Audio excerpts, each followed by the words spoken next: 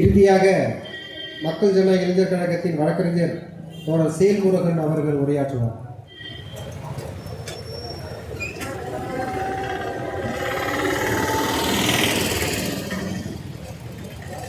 அன்பார்ந்த தொழிலாளர்களே, விவசாயிகளே, மாணவர்களே, அரக்கோணவாழ் பொதுமக்களே, மக்கள் ஜன இளைஞர் கழகத்தின் தோழர்களே, மாற்றுக் கட்சி நண்பர்களே, இங்கே பேசி அமர்ந்திருக்கக்கூடிய தோழர்களுக்கும் தலைமை தாங்கிய சென்னை பெருநகர மாவட்ட அமைப்பாளர் தோழர் சரவணன் அவர்களுக்கும் நன்றி உரையாற்றிருக்கின்ற தோழர்களுக்கும் என்னுடைய செவ்வணக்கத்தை இம்மேனாளில் கூறிக்கொள்கிறேன்.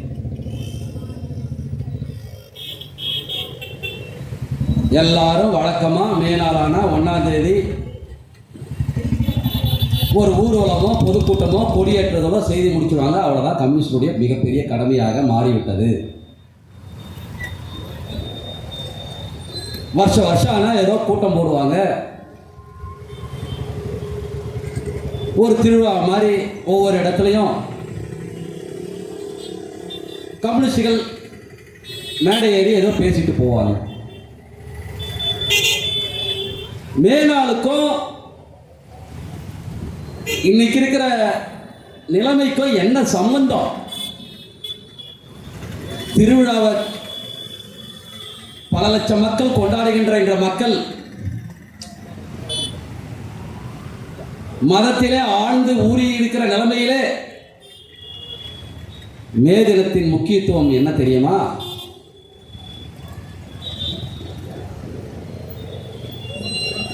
நூற்றாண்டுக்கும் மேலாக பெற்ற உரிமையை கூட, என்னது 8 மணி நேர வேலை, இன்னும் கூட சாதிக்கப்படாமல் 12 மணி நேரம் 8 மணி நேரம் வேலை செய்து கொண்டிருக்கிற கொத்தடிமை முறையை உருவாக்கி இருக்கிற நிலைமைதான் இன்னும் அதே மேனாளில் நாம் சந்தித்துக் கொண்டிருக்கிறோம். ஏதோ மேனாள்னா ஏதோ சாதனை பண்ணி வரலாற்று முடித்து இன்னைக்கு எல்லாம் அது ஏதோ கொண்டாடிட்டு இருக்கிறன்னு நினைச்சிக்க வேண்டாம். 8 மணி நேர வாழ்க்கை யாருக்காவது இருக்கதா? 8 மணி நேரம் உழைப்பு, 8 மணி நேரம் ஓய்வு, 8 மணி நேரம் சமூகத்துக்கான சேவை, சமூகத்திலே பங்களிக்கக்கூடிய நிலைமை அப்படி ஏதாவது இருக்குதா? இதுதான் மேனாள் இருக்கிற பிரச்சனை.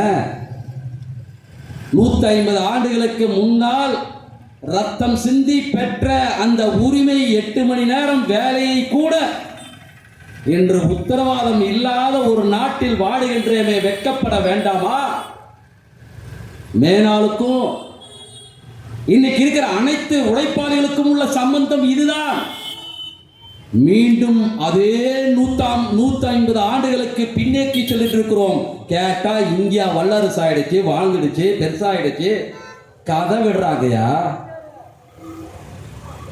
150 வருஷம் ஆன பிறகும் நம் வாழ்க்கையில் 8 மணி நேரத்தை ஒரு வாழ்க்கையை உத்தரவாதம் செய்ய முடியாத உழைப்பை என்னவென்று சொல்வது?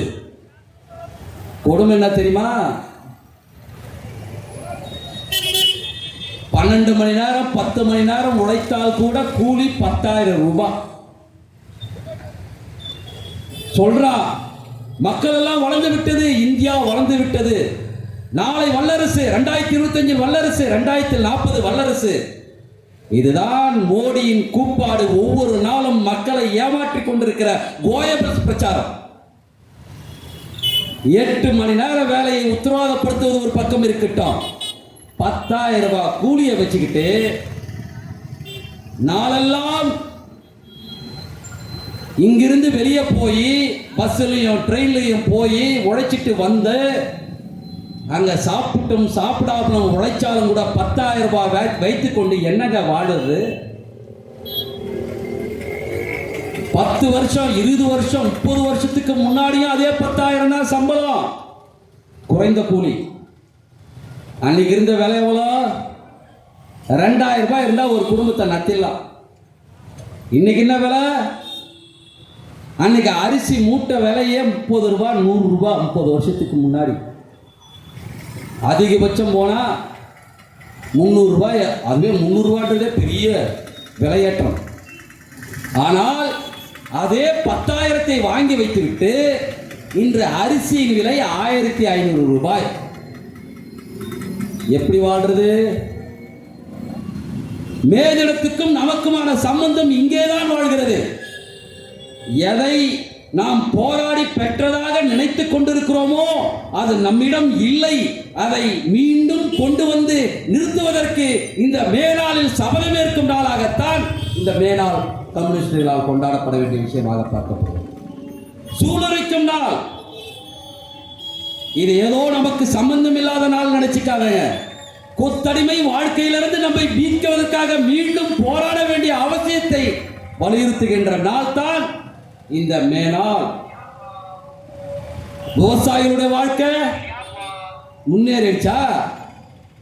அன்னைக்கு விவசாயத்தை விட்டு படிச்சுட்டு நகரத்துக்கு புலம்பெயர்ந்து வந்தா வேலைக்கு, நகரத்துக்கு வந்து வேலை செய்தான் என்ற பார்த்தா இப்போ லட்ச லட்சமா வீட்டுக்கு அனுப்புறா. இல்ல வேலை எதுவுமே கொடுக்கல. இந்த அரசு இதுல எந்த வேலையும் இல்ல. ரிட்டையர் ஆன எல்லா இடத்துலயும் போஸ்ட் வேக்கன்ட். இன்னைக்கு 10 கோடி பேர் வேலை இல்லாமல் இருக்கிறார்களே.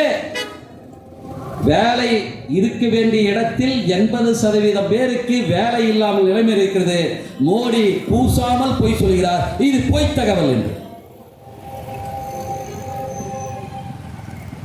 இங்கிருந்து நாடோடியா போய் மக்கள் படிச்சுட்டு போய் நகர வாழ்க்கைக்கு வாழ்ந்தவர்கள் இன்று நகரத்திலும் வேலை கிடைக்காமல் அங்கிருந்து கிராமத்துக்கு புழைக்க ஓடுறான். கிராமத்தில் நிலம் இல்லை, விவசாயம் இல்லை. அங்கிருந்து நகரத்துக்கு போனவன் கிராமத்துக்கு வரா, கிராமத்துக்கு இருந்து நகரத்துக்கு போறான். எப்பனாயா நாடோடி வாழ்க்கை. இன்னைக்கு நாடோடி வாழ்க்கையின் நிலைமைக்கு தள்ளி இருக்கிறதே. இதுதாங்க இன்னைக்கு இருக்கிற மோடி ஆட்சி. மோடி ஆட்சி மட்டுமில்ல, இந்த புதிய காலனி ஆதிக்கத்தின் கொள்கையை நடைமுறைப்படுத்தி கொண்டிருக்கிற தாராளமயம் தனியார்மயம் கொள்கையை எவனெல்லாம் நடைமுறைப்படுத்துகிறானோ அத்தனை பேரும் மக்களுக்கு துரோகிகள்.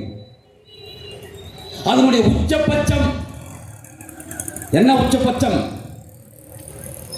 இந்த கார்ப்பரேட்டுகள் எந்த வகையிலும் தனது லாபத்தை குறைத்துக் கொள்ளாமல் லாபத்தை முழுவதுமாக எடுத்துக்கொண்டு பகாசூரமாக வளருவதற்காக மக்களை ஒட்ட சுரண்டி தான் மட்டும் கொழுப்பதற்காகவே வளர்ந்து கொண்டிருக்கிற இந்த புதிய காலனி ஆதிக்கத்தின் கொள்கையை கேள்வி கேட்காத அத்தனை பேரும் இன்று உச்சபட்சத்தில் தன் நெருக்கடிகளை, தனது லாபத்தை எங்கெல்லாம் விழுதோ அந்த லாபத்தை சரி கட்டுறதுக்கு மக்கள் தலை மேல மிளகா அரைக்கிறாயா? ஜிஎஸ்டி வரி முதல்ல கொண்டு வந்ததே கொடூரம். காங்கிரஸ்காரன் கொண்டு வந்தான். அதுக்கு 1000 விளக்கம் சொல்றான்.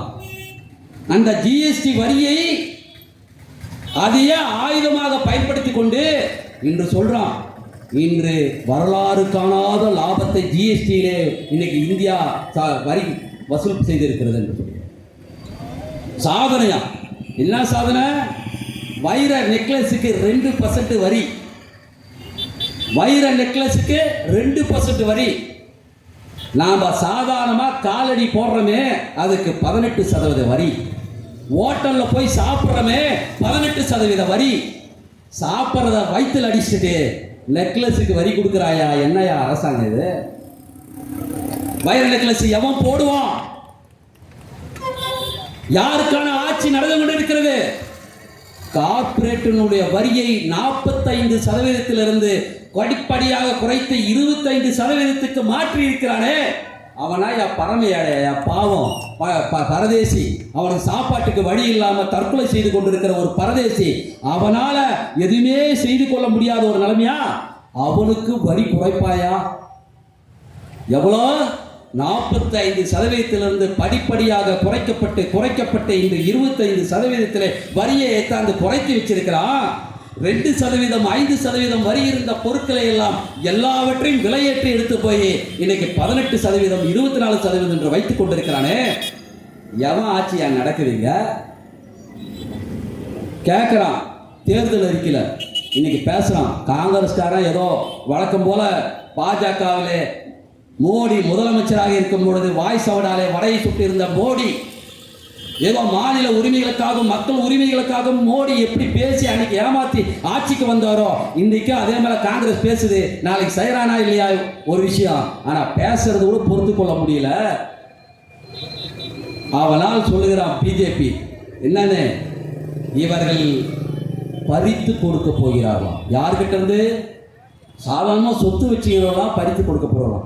அந்த காலத்தில் கம்யூனிஸ்டுகளை பற்றிய பயமுறுத்தலுக்கு கம்யூனிஸ்டுலாம் தெரியுமா, உங்கள்கிட்ட 2 மாடு இருந்தால் 1 மாடை பிடிங்கி இன்னொருத்தனை கொடுத்துருவான் இப்படின்னு பயமுறுத்தி கொண்டு கம்யூனிசம் என்றாலே வெறுப்பை உருவாக்கி கொண்டிருந்த அதே ஆட்கள் தான், அதே ஆளுவர்கள் தான் இன்று என்ன சொல்லியது தெரியுமா, காசு வச்சுக்கிறவங்களாம் உள்ள நுழைஞ்சி எல்லாத்தையும் கொள்ளையடிச்சு எடுத்து போய் கொடுத்துட போகிறாங்க. பாஜக சொல்லுகிறது. யார் காசு யார் கொள்ளையடிச்சு எடுத்து போயிருக்கிறான்? 25 லட்சம் கோடி ரூபாயை கார்ப்பரேட்டுகளுக்கு அள்ளி கொடுத்திருக்கிறது. அதானிக்கும் அம்பானிக்கும் அள்ளி கொடுத்திருக்கிறது யார்? மோடி ஆட்சி. யாருக்கு வாரி கொடுத்துட்டு எவன் வயிற்றுல அடிச்சு எவன் வீட்டுல நுழைஞ்சி கொள்ளையடிச்சு இதில் கொடுமைன்னா தெரியுமா, இந்த மாநில ஆட்சியில் சில அமைச்சர்கள் கொள்ளையடிச்சு சேர்த்து வச்சிருக்கிறானே, அதையும் விட்டு வைக்காம அவந்தையும் ரெய்டு எடுத்து அதுலயும் ஆட்டையை போட்டிருக்கிறாய் அந்த மோடி ஆட்சி. எவ்வளோ பெரிய திடம் பாருங்க. இந்திய நாட்டினுடைய மிகப்பெரிய திருடன். ஆனா அப்படிதான் நினைச்சாங்க. அவன் சர்வதேச லெவலில் அமெரிக்காவும் மற்ற ரஷ்யாவும் மற்ற நாடுகளை சொல்றான், அடப்பாவி நான் தான் பெரிய திருடன், நீ சர்வதேச திருடனா இருக்கிறையா அப்படின்றான் மோடி. அந்த அளவுக்கு மகா பெரிய ஊழல். என்ன ஊழல்? தேர்தல் பத்திரம் ஊழல். இன்றைய எல்லாம் பேசிட்டு இருக்காங்க, அதான் பாஜக ஆட்சி, தேர்தல் முடிஞ்சாச்சு, என்ன பிரச்சனை, அதான் இதுல தமிழ்நாட்டில் தேர்தல் முடிஞ்சாச்சு, என்ன பேசி என்ன ஆக போகுது? மோடி ஆட்சி, பாஜக ஆட்சி, இது மட்டும்தான் பாசிசமா? வர பாசிசம் எங்கெல்லாம் ஊடுருவி கொண்டிருக்கிறது. பாசிசம் என்பது ஆட்சி முறை. அது எந்த கட்சி ஆட்சியில் அமைந்தாலும் இந்த ஆட்சி முறை இருக்கும் வரையில் பாசிச ஆட்சி தான் நடக்கும். என்ன ஆட்சி முறை? எந்த துறை விட்டு வைக்கலையா? நிர்வாகத்துறை, பாராளுமன்றத்தில் இயற்றப்படும் சட்டமன்றம், பாராளுமன்றம், அதையும் விட்டு வைக்கவில்லை. நீதித்துறையை விட்டு வைக்கவில்லை. இங்கே பத்திரிகை துறையை விட்டு வைக்கவில்லை. எந்த துறையும் விட்டு வைக்காமல் ஒட்டுமொத்தமாக பாசிசம் மயமாக்கப்பட்டிருக்கிறது. அதுதான் இங்க இருக்கிற முக்கியமான விஷயம். இங்க இருக்கிற கட்சிகளை அகற்றுவதனால் பாசிசம் விழுந்து விடாது என்பதை எச்சரிப்பதற்காக சொல்லுகிறேன். எல்லாரும் நினைச்சிட்டான் மோடி ஆட்சி வீழ்த்தப்படணுமா? நிச்சயமாக ஒரு நிமிடமும் ஆள தகுந்த ஒரு ஆட்சி என்றால் பாசிச பாஜக ஆட்சி அது வீழ்த்தப்பட வேண்டும் என்பதில் எல்முனையளவும் சந்தேகம் இல்லை. ஆனால் பாஜக ஆட்சியை வீழ்த்திய உடனேயே அங்கே பாசிசம் விழுந்து விட்டதாக கனவு காணாதீர்கள். இந்த கொள்கையை நடைமுறைப்படுத்துகின்ற எந்த ஆட்சி அமைந்தாலும் இந்த பாசிசத்தினுடைய தன்மையை மாற்ற முடியாது. இதை ஒழித்து கட்டாமல், இந்த கொள்கையை ஒழித்து கட்டாமல் பாசிசத்தை ஒழிக்க முடியாது என்பதை விளக்குவதற்காக தான் பேசிக் கொண்டிருக்கிறேன். இந்த தேர்தலிலே இங்க ஒரு பக்கம் நடந்தது, 2வது கட்டம் நடந்தது, இன்னும் 4 கட்ட தேர்தல் இருக்கிறது. ஜூன் 1ஆம் தேதி வரை தேர்தல் இருக்கிறது. குறைந்தபட்ச சீட்டுகள் தான் 120 சீட்டுகளுக்கு தான் இதுவரை முடிவுக்கு தேர்தல் நடந்திருக்கிறது. இன்னும் பெரும்பான்மையான சீட்டுகளுக்கு இன்னும் தேர்தல் நடக்கவில்லை. அங்கே ஒவ்வொரு மாநிலத்திலும் கலவரங்களை தூண்டி தூண்டி அங்கே ஓட்டு வங்கியை தயார் செய்து கொண்டிருக்கிறார். வெக்கங்கட்ட, மானங்கட்ட, அயோக்கியத்தனமான கேவலமான முறையில் மோடி இறங்கி மக்களை மதவாதத்தில் கலவரங்களை தூண்டி இங்கு துண்டாடி கொண்டிருக்கிறான். தேர்தல் அதிகாரிகள், தேர்தல் ஆணையம் வாய்க்கொட்டி அனைத்து துவாரங்களையும் மூடிக்கொண்டிருக்கிறது. இதுக்கு பேர் தேர்தல் அதிகாரமாயா? வெக்கமா இல்லை? நீதிமன்றம் சொல்றது, நாங்கள் மீட்டிங் பர்மிஷனுக்காக போறோம், நீதிமன்றம் சொல்லுது தேர்தல் அதிகாரிக்கு கூட்டம் நடத்துறதா வேணாவா தீர்மானிக்கிற உரிமை தேர்தல் அதிகாரிக்கு உண்டு. என்ன அதிகாரம்? அரசியலமைப்பு சட்டத்திற்கு மீறிய தேர்தல் அதிகாரம் இருக்கிறது என்றால் அது பேர் சர்வாதிகாரமையா? எப்படி ஒரு தேர்தல் அதிகாரம் பேச்சுரிமையும் எழுத்துரிமையும் தடுக்கக்கூடிய அதிகாரம் இந்த தேர்தல் அதிகாரத்திற்கு கிடைத்தது? எமர்ஜென்சி ஆட்சியா டிக்ளேர் பண்றாங்க. தேர்தல் அறிவித்தா ஜனநாயக திருவிழா கொண்டாட்டம் வாய் கலந்து பேசுறாங்க. ஆனால் இன்னொரு பக்கம் பார்த்தா சர்வாதிகாரத்துக்கு நீதிமன்றமே கதவுகளை திறந்து விடுகிறது. என்னன்னு? தேர்தல் அதிகாரி நினைச்சா பேசலாமா மூடிக்கலாமான்னு சொல்லுதோம். எவ்வளவு கேவலமான விஷயம்! ஒரு பேச்சுரிமை, எழுத்துரிமை தடுக்கின்ற உரிமையை வைத்துக் கொண்டிருக்கிறார். ஏன் தேர்தலில் ஓட்டு போட வேணாம்னு சொல்லலாம். 49 அதாவது இன்னும் சரியா சொல்லப்போனா யாருக்கும் ஓட்டு இல்லை போடாதீர்கள் என்று பிரச்சாரம் செய்வதற்கான உரிமை, அந்த போடாமல் இருப்பதற்கான உரிமை, அதுக்கு ஒரு பட்டனையும் வச்சிருக்கிறான், பேர் நோட்டா என்ற பேரால. அதுக்கு பிரச்சாரம் செய்யக்கூடாதா? சின்னத்துக்கு பிரச்சாரம் செய்யறவன் நோட்டாவுக்கு பிரச்சாரம் செய்யக்கூடாதா? என்னையா இது? ஒரு ஜனநாயக நாட்டில் இவெல்லாம் அயோக்கிய பயல், இவனுக்கெல்லாம் ஓட்டு போடாத, இவனுக்கெல்லாம் கொள்கை ஒண்ணு, பாசிசத்தில் கைகோர்த்து நிற்கிறார்கள் என்று பேசுவதற்கு கூட உரிமை இல்லாமல் வாயை அடைக்கின்ற ஒரு நீதிமன்றமா? சர்வாதிகார ஆட்சியை நடத்தி கொண்டிருக்கிற ஒரு நீதிமன்றம். ஏனென்று சொல்கிறேன், நீதிமன்றமும் இந்த பாசிசம் விழுங்கி இருக்கிறது. முக்கியமான விஷயம் என்ன தெரியுமா வருது? தேர்தல் பத்திரம் பற்றிய வழக்கு. என்ன பத்திரம்? கொள்ளையடிச்சுதான் சொல்லலாம், அவ்வளவுதான். கொள்ளையடிச்சது தப்பா ரைட்டான்னு பேசுறதுக்கு உரிமை இல்லை. நீதிமன்றத்தில் ஒரு வழக்கு போனா அங்க என்ன தீர்க்கப்பட்டது? தேர்தல் பத்திர வழக்கம் மிகப்பெரிய பிரச்சனையாக பேசப்பட்டது. ஆமா, ஒரு உரிமை பாதுகாக்கப்பட்டது. என்னது? கொள்ளையடிச்சவன் யார்கிட்ட இருந்து யார்கிட்ட கொள்ளையடிச்சான், எவ்வளவு புடுங்கினா, எவ்வளவு சேர்த்து வச்சான், எப்படியெல்லாம் வாங்கினா என்ற உண்மையை மட்டும் சொல்லுங்கயா, தெரிஞ்சுக்கிறதுக்கு உரிமை இருக்குது. அதாவது பிரிட்டிஷ் பாராளுமன்றத்தில் அப்பதான் தேர்தல் இருந்தது. இந்தியாக்காரெல்லாம் போய் பங்கேற்கலாம், பாராளுமன்றத்தில் போய் உட்காரலாம். அன்னைக்கு பிரிட்டிஷ் பாராளுமன்றத்தில் போய் உட்கார்ந்தான் இந்தியாக்காரன். என்ன உரிமை தெரியுமா? 0 ஹவர்னு சொல்லுவாங்க. நம்ம ஊர்ல எல்லாம் கேள்விப்பட்டிருப்போம். 0 ஹவர்லாம் ஒன்றும் இல்லை. நீ பேசலாம், பதில் சொல்ல வேண்டிய அவசியம் இல்லை. நீ எதை வேணாலும் பேசலாம், பேசிட்டு உட்காந்துடலாம். உங்களுக்கு பதில் சொல்ல வேண்டிய அவசியம் இல்லை, வேலையை பார்த்துட்டு போ. அதுக்கு விவாதமே கிடையாது. இதே தான் இன்னைக்கு நடக்குது. இந்த 0 ஹவர் தான் இன்னைக்கு நடந்து கொண்டிருக்கிறது. இதை எதிர்த்து போராட வேண்டாமா? இந்த தகவலை தெரிந்து கொள்ளக்கூடிய உரிமையை மட்டும்தான் பேசுது. என்ன அதுக்கு மேல என்ன உரிமை இருக்கு? பாராளுமன்றத்தில் உள்ள போய் உட்காந்து இந்த தேர்தல் பத்திர ஊழலை செய்வதற்கு 3 சட்டங்களை திருத்துகிறார்கள். ஐயா, எப்படி? கம்பெனி சட்டம், கம்பெனி சட்டத்தை திருத்தலாம் கொள்ளையடிப்பதற்கு. எப்படி கொள்ளையடிப்பதற்கு? ஒருத்தன் கம்பெனி கிட்ட இருந்து நீங்க டொனேஷன் வாங்கினா 7.5% தான் டொனேஷனே வாங்க முடியும். 7.5% மேல நீங்க டொனேஷன் வாங்கக்கூடாது. அதை மாத்திட்டாயா, அளவே கிடையாது, நீ எவ்வளோலாம் வாங்கிக்கோ. அதனாலதான் பார்த்தா ஒரு கம்பெனிக்கு வரவே கிடையாது, ஆனா அதுகிட்ட இருந்து 100 கோடி ரூபாய் லஞ்சம் வாங்கியிருக்கிறாயா தேர்தல் நிதின்ற பேரால. எப்படியா?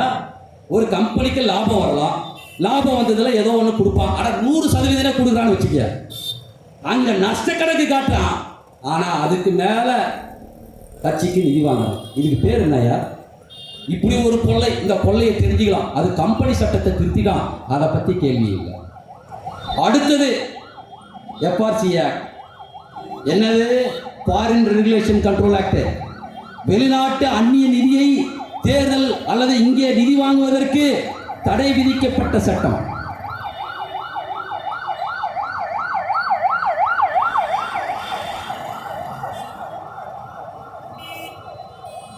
அந்த FRC ஆக்ட் எப்படி தெரியுமா திருத்தலாம்? வெளிநாட்டோடு இருந்து நிதி வாங்கலாம். எதுக்கு? கட்சிகளுக்கு. மோடி சொல்றாரு, இந்த தேர்தல் அறிக்கையில முடிச்சிட்டு தேர்தல் அறிக்கை சம்பந்தம் இல்லாம ஒவ்வொரு இடமா போய் கூவிட்டு இருக்கிறாரு, வெளிநாட்டுகள் என்னை சதி செய்து கவிக்க முயற்சி செய்கிறது என்று. ஆனா கேடு கட்டவனே, ஊரை ஏமாத்துறது கோயபல்ஸ் பிரச்சாரம் ஹிட்லர் எப்படி தொடங்கி வச்சானே அப்படி நீ தொடங்கி இருக்கிறாயே, கேவலமா இல்ல உனக்கு? தேர்தல் நிதியை அந்நிய நிறுவனத்துக்கிட்ட இருந்து வாங்கலாம்னு சொல்லி சட்டத்தை திருத்தி விட்டு, வெளிநாட்டுக்கிட்ட இருந்து நிதி வாங்கி கட்சியை வளர்க்கலான்னு திருத்தி விட்டு, இப்ப அந்நிய நாடு சதி செய்கிறது என்று சொல்லுகிறாயே, உன்னை விட மோசடிக்காரன் இந்த நாட்டினுடைய துரோகி, இந்த நாட்டினுடைய எதிரி எவனாவது இருக்கிறானா? அப்படி ஒரு சட்டத்தை திருத்தி வச்சுட்டு துட்டை வாங்கி விட்டு, யாருக்கிட்ட இருந்து? பாகிஸ்தான் கிட்ட இருந்து வாங்கியிருக்கிறாயா? கேட்டா பாகிஸ்தானுக்கு எதிரி எல்லாரும் வாருங்க, தேசப்பத்தி வெறி விட்டுறாயா? கேட்டா எங்கிருந்து வருதானா? பாகிஸ்தான்கார்ட்ட இருந்தே திரும்பி வருது. எப்படி ஒரு கோயபல்ஸ் பார்த்தீங்க? இந்த திருடன் திருடி போட்டு ஓடும் பொழுது தன்னை பிடிக்க கூடாதுன்னு திருடன் கட்டிட்டு ஓடுவானா? ஏன்னா திருடன் யாரும் தெரிஞ்சிடக்கூடாது. அந்த திருடையா இந்த திருடன் தான் கொள்ளையடித்து வெளிநாட்டிலிருந்து இந்த காசு வாங்கி கொண்டு இந்த ஆட்சியை நடத்துகின்ற இந்த மோசங்கட்ட மோடி, இந்த மோடி மஸ்தானுடைய மோடி ஆட்சி இப்பொழுது சொல்லுகிறது, வெளிநாடு என்னை சதிக்க எல்லாரும் சேர்ந்து கொண்டு இங்கே சதி செய்ய முயற்சி செய்கிறதாம். இதை விட கேடுகட்ட மோசமான பாசிச கோயபல் ஹிட்லர் ஆட்சியை உலகத்திலே பார்க்க முடியாது. இந்த ஆட்சி இருக்கணுமா? இதை விட ஒரு கேடுகட்ட ஆட்சி இருக்கணுமா?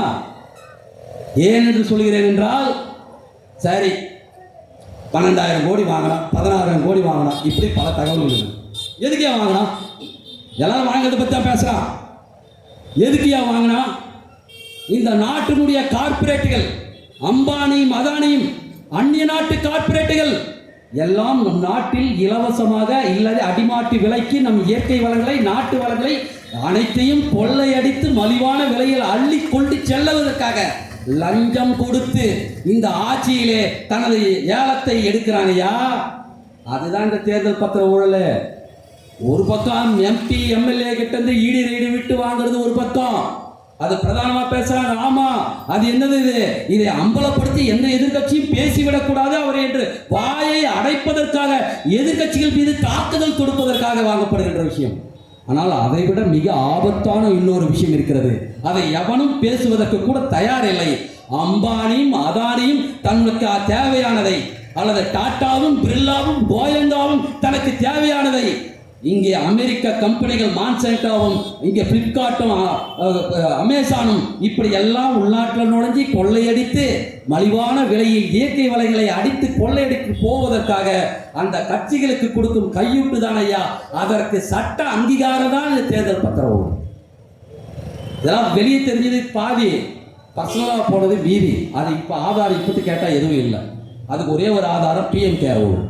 இந்த பிஎம் கேர் ஊழல் என்று அரசாங்கமே கிடையாதுயா. இந்த பிஎம் கேர் ஃபண்டுன்றது அரசாங்கத்துக்கு சம்பந்தமில்லாத ஒரு தொகை. அதை வசூல் செய்வதில் அரசாங்கம் முத்திரையிட்டு வசூல் செய்கிறது. யார் எவ்வளோ பிடிச்சி போனா, நம்ம ஊரில் ஒரு அரசாங்க சின்னத்தை போட்டு யாராவது ஒருத்தர் ஏதாவது ஒரு மோசடி செய்துட்டா அவர்களை எப்படியெல்லாம் அடித்து தொங்க விட்டு காய விட்டு எடுத்து உள்ளே போட்டு வருஷக்கணக்கில் செய்கிறாயா. ஒரு பிரதமர் PM care, prime minister care ஃபண்டில் ஒருத்தர் தூக்கிட்டு வந்து உள்ள செய்யறான். போர்ஜரியா அரசாங்க இலச்சனையை பயன்படுத்தி செய்யறான். அந்த மொத்த ஃபண்டையும் எடுத்து வந்ததுக்கு கணக்கு காட்டாம அபேஸ் பண்ணி தானே சாப்பிட்டு கொண்டிருக்கான். இதுவரையில கணக்கு காட்டல. தேர்தல் பத்திரத்துக்காக கணக்கு வந்ததுயா, அதுக்கு கணக்கே கிடையாதுயா. இது மாதிரி அரசு இது மோசடி செய்து கிட்டிருக்கிறானே, அவனை எப்படியெல்லாம் தொங்க விட்டு, எப்படியெல்லாம் தோலை உடிச்சு, எப்படியெல்லாம் கேட்கணையா. ஆனா இன்னைக்கு சாதாரண ஒரு சாதாரண ஆள் ஏதாவது தெரிஞ்சோ தெரியாமலோ ஏதோ ஒரு விஷயத்துல மாட்டி இருந்தா அவனை என்னென்னலாம் பாடுபடுத்துறாயா. கேட்டா நாம எதிரி, சாதாரண மக்கள்லாம் எதிரி. ஆனால் ஒரு பதவியில் உட்கார்ந்து கொண்டு அரசாங்கத்தினுடைய இலச்சனையை தவறாக பயன்படுத்தி ஒரு மிகப்பெரிய கோடி ஊழலை இன்னைக்கு உலகமே அதான் சொல்றாரு. இந்த பங்கு பத்திர தேர்தல் பத்திர ஊழலாம் ஒண்ணுமே இல்லை. இந்த பிஎம் கேர் ஊழலை தோன்னா அவனுடைய அர்த்தமே ஆதியுமே கொடூரமாக இருக்கும் என்று சொல்கிறார்.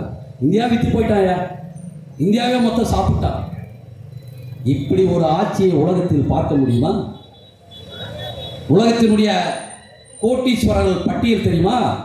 25% இருந்த 1% சொத்துக்கள், 1% பேர் 25% சொத்துக்களை அனுபவித்துக் கொண்டிருந்தார்கள். இன்று 42% சொத்துக்களை அனுபவித்துக் கொண்டிருக்கிறார்கள். எங்க? இந்தியாவில். இந்தியாவுடைய ஒட்டுமொத்த சொத்துக்களில் 42% சொத்துக்களை ஒரே சதவீத மக்கள் மட்டுமே அனுபவித்துக் கொண்டிருக்கிறார்கள். மக்கள் அல்ல, இந்த நாட்டினுடைய செல்வ வளங்களை குவித்து வைத்திருப்பவர்கள். அவர்கிட்ட வரி போட்டு வசூல் பண்ணாம புடுங்காம என்னையா செய்வாங்க? ஈடி ரைடு போயிட்டு நீ மட்டும் பர்சனல் அபேஸ் பண்ணிக்கலான்னு பார்த்தீங்களா? நாட்டு மக்களுக்கு புடுங்கி தர வேணும்னு மக்கள் கோரிக்கை வைக்கக்கூடாதா? எங்க அந்த கோரிக்கை வலுப்படுத்தி விடுமோ, மக்கள் அந்த கார்பரேட்டுகள் மீது வரி போட்டு மக்களுக்கு செலவு செய்ய என்று மக்கள் எங்கே சொல்லிவிடுவார்களோ என்று அஞ்சி நடங்கி அதற்கு முன்னாடியே அம்பானியும் அதானியும் சொத்து, அதிலே அதானி சொத்துடைய பெரும்பான்மை சொத்து இந்த பாஜக காரனுடைய பினாமி சொத்து. இன்னைக்கு எல்லாத்துலேயும் ஷேர் மார்க்கெட்டு, ஷேர்ல நிறைய பேரை இன்வெஸ்ட் பண்ணியிருக்கிறான், பல பேர் இன்வெஸ்ட் பண்ணியிருக்கிறான் அதானியினுடைய இது. அதில் யாரு? அமித்ஷாவுடைய புள்ள வாரிசு எல்லாம், பாஜக இருக்கிற எல்லா வாரிசுகளும் இன்று அதானியினுடைய இதுவிலே இன்வெஸ்ட் பண்ணியிருக்கிறாங்க. அதை பிடிக்கிட்டானா அதை பிடுங்கி விடுவானே என்று ஒரு வேளை தப்பி தவறி காங்கிரஸ் யோசிக்குமானால், அப்படி யோசிச்சா அவரும் கிடையாது, ராகுலும் கிடையாது. ஏன்னா அவர் போய் போராட்டம் நடத்துறதே பெட்டலில் உட்காந்து போராட்டம் நடத்துறாரு. எங்கேருந்து அது கொடுங்கிறது? அந்த ஆட்சியை பற்றி அப்புறமா சொல்றான். அப்ப இப்படி ஒரு ஆட்சி, பாசிச ஆட்சி, காட்டு தர்பார் ஆட்சி இங்கே நடந்து கொண்டிருக்கிறது. எதையெல்லாம் பாசிசமயமாக்கிறான்றது கொஞ்சம் பாருங்க. இராணுவத்தை பாசிசமயமாக்கியிருக்கிறோம். ஒரு நாட்டில் இராணுவத்தை பாசிசமயமாக்கணும் எவ்வளோ கொடூரம் தெரியுமா? இராணுவத்தை பாசிசமயமாக்கணுடைய விளைவு எவ்வளோ ஆகும் தெரியுமா? சொந்த நாட்டை எதிரியாக பாவித்து அவர்கள் மீது போர் தொடுக்கும் ஒரு நிலைமையை உருவாக்கி இருப்பதே முதல்ல காங்கிரஸ் தான் ஆரம்பிச்சது 1991. அதாவது இராணுவத்தை எப்போது பயன்படுத்த வேண்டுமோ அதுக்கு முன்னால் எப்படி பயன்படுத்துவாங்கன்னா இந்த சிஆர்பிஎஃப், இந்த துணை இராணுவ படை இப்படி தான் பேர் வச்சு தான் உள்நாட்டில் வந்து பயன்படுத்துவோம். ஆனால் முதல்ல காங்கிரஸ் தான் இராணுவத்தை சொந்த நாட்டு மக்கள் மீதே பயன்படுத்தலாம்னு சொல்லி காஷ்மீர்லையும் கிழக்கு மாகாணங்களையும் பயன்படுத்தினோம்.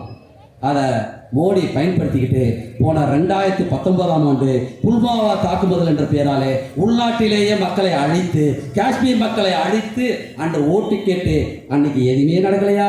இந்தியாவுடைய இராணுவத்தை போய் அங்கே காவு கொடுத்து தான் மிச்சம். பாகிஸ்தானில் இந்தியாவுடைய உளவாளி ஒருத்தனை காட்டி கொடுத்து தான் மிச்சம். அப்படி சொல்லியே ஓட்டு வாக்கி வந்த ஒரு இராணுவத்தை பேசிச மயமாக்கியிருக்கிறாங்க. எப்படி தெரியுமா? சைனிக் பள்ளின்னு ஒரு பள்ளி, இது ரொம்ப வருஷத்துக்கு முன்னாடி தொடங்குது தான். பெரும்பான்மையாக இராணுவத்தில் ஆள் சேர்ப்பதற்காக தயாரிக்கிற ஒரு பள்ளி. அதிலிருந்து கிட்டத்தட்ட 7000 அதிகாரிகள் உருவாக்கி இருக்கிறார்கள். கிட்டத்தட்ட 10% அந்த சைனிக் பள்ளியிலே படிப்பவர்கள் எல்லாம் இன்று இராணுவ அதிகாரிகளாக மாற்றப்பட்டிருக்கிறார்கள். அந்த சைனிக் பள்ளியை நடத்துறது பெரும்பான்மையாக யார் தெரியுமா? பாஜக, ஆர்எஸ்எஸ், அவங்களுடைய ஏஜென்சி, இந்த மாதிரி இந்துத்துவ அமைப்பு, பயங்கரவாத அமைப்பு தான் அந்த சைனிக் பள்ளியை அறுக்கிறான்.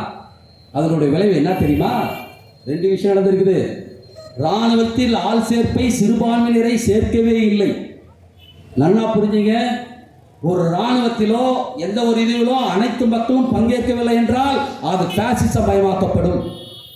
ஆனால் அந்த இராணுவத்திலே சிறுபான்மையின மக்களை சேர்க்கப்படவே இல்லை. இது எவ்வளவு ஆபத்தான விஷயம் தெரியுமா? இந்துத்துவ ஆட்சி நடக்கின்ற இடத்தில் தயாரிக்கப்பட்டு சேர்க்கப்பட்டிருக்கிறது. கிழக்கு மாகாணங்கள், மேற்கு மாகாணங்கள், தெற்கு மாகாணங்கள் இல்லை.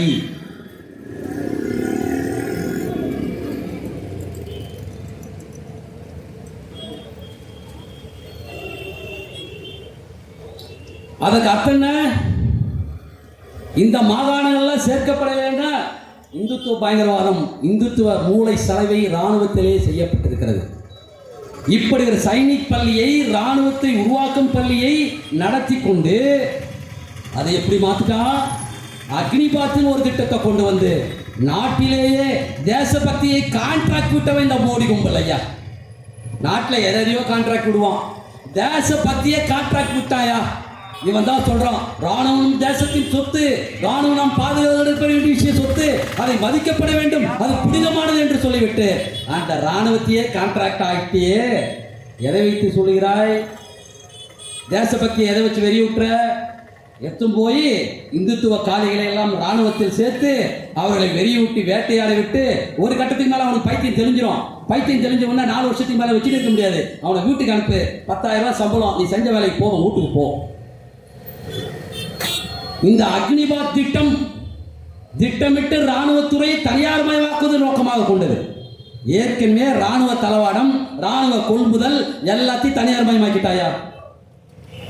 இன்னும் சொல்ல போனா இந்தியாவில் தயாரிக்கிறோம் என்ற பேரில் இராணுவத்துறையில அந்நிய முதலீடுகளை 100% வரவேற்று மற்றவெல்லாம் இங்க வந்து தயாரிங்கன்னு சொல்லி ஒட்டுமொத்தமாக அந்நிய கம்பெனி, இராணுவத்தை தயாரிக்கிற அந்நிய கம்பெனிகளை உள்நாட்டிலே விட்டு பெரும்பான்மையான எல்லா இராணுவத்தினுடைய தளவாடங்கள் எல்லாம் ரஷ்யா கிட்ட இருந்தோ, அமெரிக்கா கிட்ட இருந்தோ, பிரான்ஸ் கிட்ட இருந்தோ வாங்கி கொண்டு மோசடி செய்து கொண்டிருந்த இந்த மோடி ஆட்சி இந்த இராணுவத்தின் ஆட்களையே கூட கான்ட்ராக்ட் விட்டுறான். வெளிநாடுகள் இருக்குது, கூலிக்கு ஆள்படை சேர்க்கும். இன்னைக்கு உக்ரைன் நடத்திட்டு இருக்கிறான். என்னது? ரஷ்யாவில் இருக்கிற சில தனியார் நிறுவனங்களுடைய இராணுவத்தை வைத்துக்கொண்டு, இராணுவமே தனியார் நிறுவனம் மாதிரி இந்த ஐரோப்பாவில் இருக்கிறது பல நாடுகளில் தனியார் இராணுவ நிறுவனங்கள். அதே மாதிரி இந்தியாவில் தனியார் இராணுவ நிறுவனங்களை உருவாக்கி கொண்டிருக்கிறார்கள். அதன் முதல் ஸ்டெப்ஸ், முதல் படி இன்று 4 வருடம் ஒரு கான்ட்ராக்ட் அடிப்படையிலே இராணுவத்தை தயாரிப்பது என்ற முறையிலே அக்னிபாத் திட்டத்தை கொண்டு வந்திருப்பதே ஒரு பாசிச நடவடிக்கையின் ஒரு அம்சம். இராணுவத்தை இப்படி உருவாக்கியிருக்கிறான். அது மட்டும் இல்ல, ஏன் அதெல்லாம் இராணுவத்தை எவ்வளவு செய்யறான்? மக்களை ஒடுக்குவதற்கு. மக்களை ஒடுக்க வேண்டிய அவசியம் வருது. மணிப்பூர் எக்ஸாம்பிள், இன்னைக்கு காஷ்மீர் ஒரு எக்ஸாம்பிள். இதெல்லாம் எடுத்துக்காட்டுங்க. சத்தீஸ்கர் இப்பொழுது நடந்துட்டு இருக்கிற விஷயம் எடுத்துக்காட்டு. சத்தீஸ்கரில் மாவோயிஸ்டுகள் பழங்குடிகளை வேட்டையாடி இருக்கிறது இந்த மோடி அரசு. என்னையா மாவோயிஸ்டுகளை போய் இப்படி பேசுறீங்க? அவங்க எப்படிங்க? அவங்களாம் மோசமான ஆளாச்சு. ஆனால் அவர்கள் போராட்டம் மற்ற விஷயங்கள்லாம் பேசுவோம். இப்பொழுது கொல்லப்பட்டார்களே அதில் 7 பேர் மட்டும்தான் மாவோயிஸ்டுகள் என்று அடையாளம் காணப்பட்டவர்கள் அரசு வழியாக. மீதி இருக்கிறோம் பழங்குடி. இவர்கள் யாரும் மோதலில் கொல்லப்படவில்லை. திட்டமிட்டு இழுத்து வரப்பட்டு மற்றவர்கள் எல்லாம் விசாரணை என்ற பெயரிலே சுட்டுக் கொண்டு விட்டு இன்று மோதல் என்று குத்தி காட்டியிருக்கிறார்கள். ஏன்? சத்தீஸ்கரிலே கொட்டி கிடக்கும் இயற்கை வளங்களை மொத்தமாக அடித்து சாப்பிடுவதற்காக. மணிப்பூரிலே குக்கி கலவரம் ஏன் உருவாக்கப்பட்டது தெரியுமா? அந்த பகுதியிலே ஜப்பான் ஒட்டுமொத்தமாக காட்டு வளங்களையும் இயற்கை வளங்களையும் அன்றைக்கி கான்ட்ராக்ட் எடுத்துச்சியா? ஜப்பான் நிறுவனம் எடுத்து வச்சிருக்குது. நம்ம அதானி எடுத்து வச்சுக்கிறான், அம்பானி எடுத்து வச்சுக்கிறான். இப்போ கூட உயிரியல் பூங்கான்ற பேரால இன்னைக்கு உருவாக்கி விட்டு இன்னைக்கு இருக்கிற ஆள் சொல்றான், யோ நாங்க பாரியா உயிரியல் பூங்கா, இது பேப்பர் வேற பெருமையா சொல்றான். அதுதான் யா உயிரியல் பூங்கா. இதுவரையும் காட்டில் சுற்றிட்டு இருந்த புரியெல்லாம் ஒரு சுவர் கட்டிட்டு அது எல்லாத்தையும் உள்ள போட்டு நான் வளர்க்குறேன் பாரு, எல்லாரும் தீனி போட்டு வளர்க்குறேன் பாரு, சுதந்திரமா சுற்றிட்டு இருந்த புரியெல்லாம் இன்னைக்கு காம்பவுண்ட் சுவருக்குள்ள போட்டு அந்த காட்டை அபகரிக்கும் திட்டம் தான். அதுதான் இன்னைக்கு மணிப்பூரில் நடந்து கொண்டிருக்கிறது, மிசோராமில் நடந்து கொண்டிருக்கிறது. எல்லா இடத்துல தான் கிழக்கு மாநிலங்கள் முழுக்குமே இன்னைக்கு ஜப்பானோட ஈஸ்ட் பாலிசின்னு சொல்லி இன்னைக்கு ஒட்டுமொத்தமாக மோடி ஆட்சி ஒப்பந்தம் போட்டு முடித்து விட்டாயா? அப்போ யார் பிரச்சனை? குக்கி மக்களை பழங்குடியில் அங்கிருந்து வெளியேற்றணும். எப்படி வெளியேற்றுறது? எல்லா பாசிஸ்டவாதிகளும் சொல்வார்களே தேசபக்தி தேசபக்தி. குக்கி மணல்லாம் வந்தேரிகள். யாரு கையில வந்தேரிகள்? காஷ்மீர் மக்கள் பாகிஸ்தானிலிருந்து ஊடுருவனர்கள்.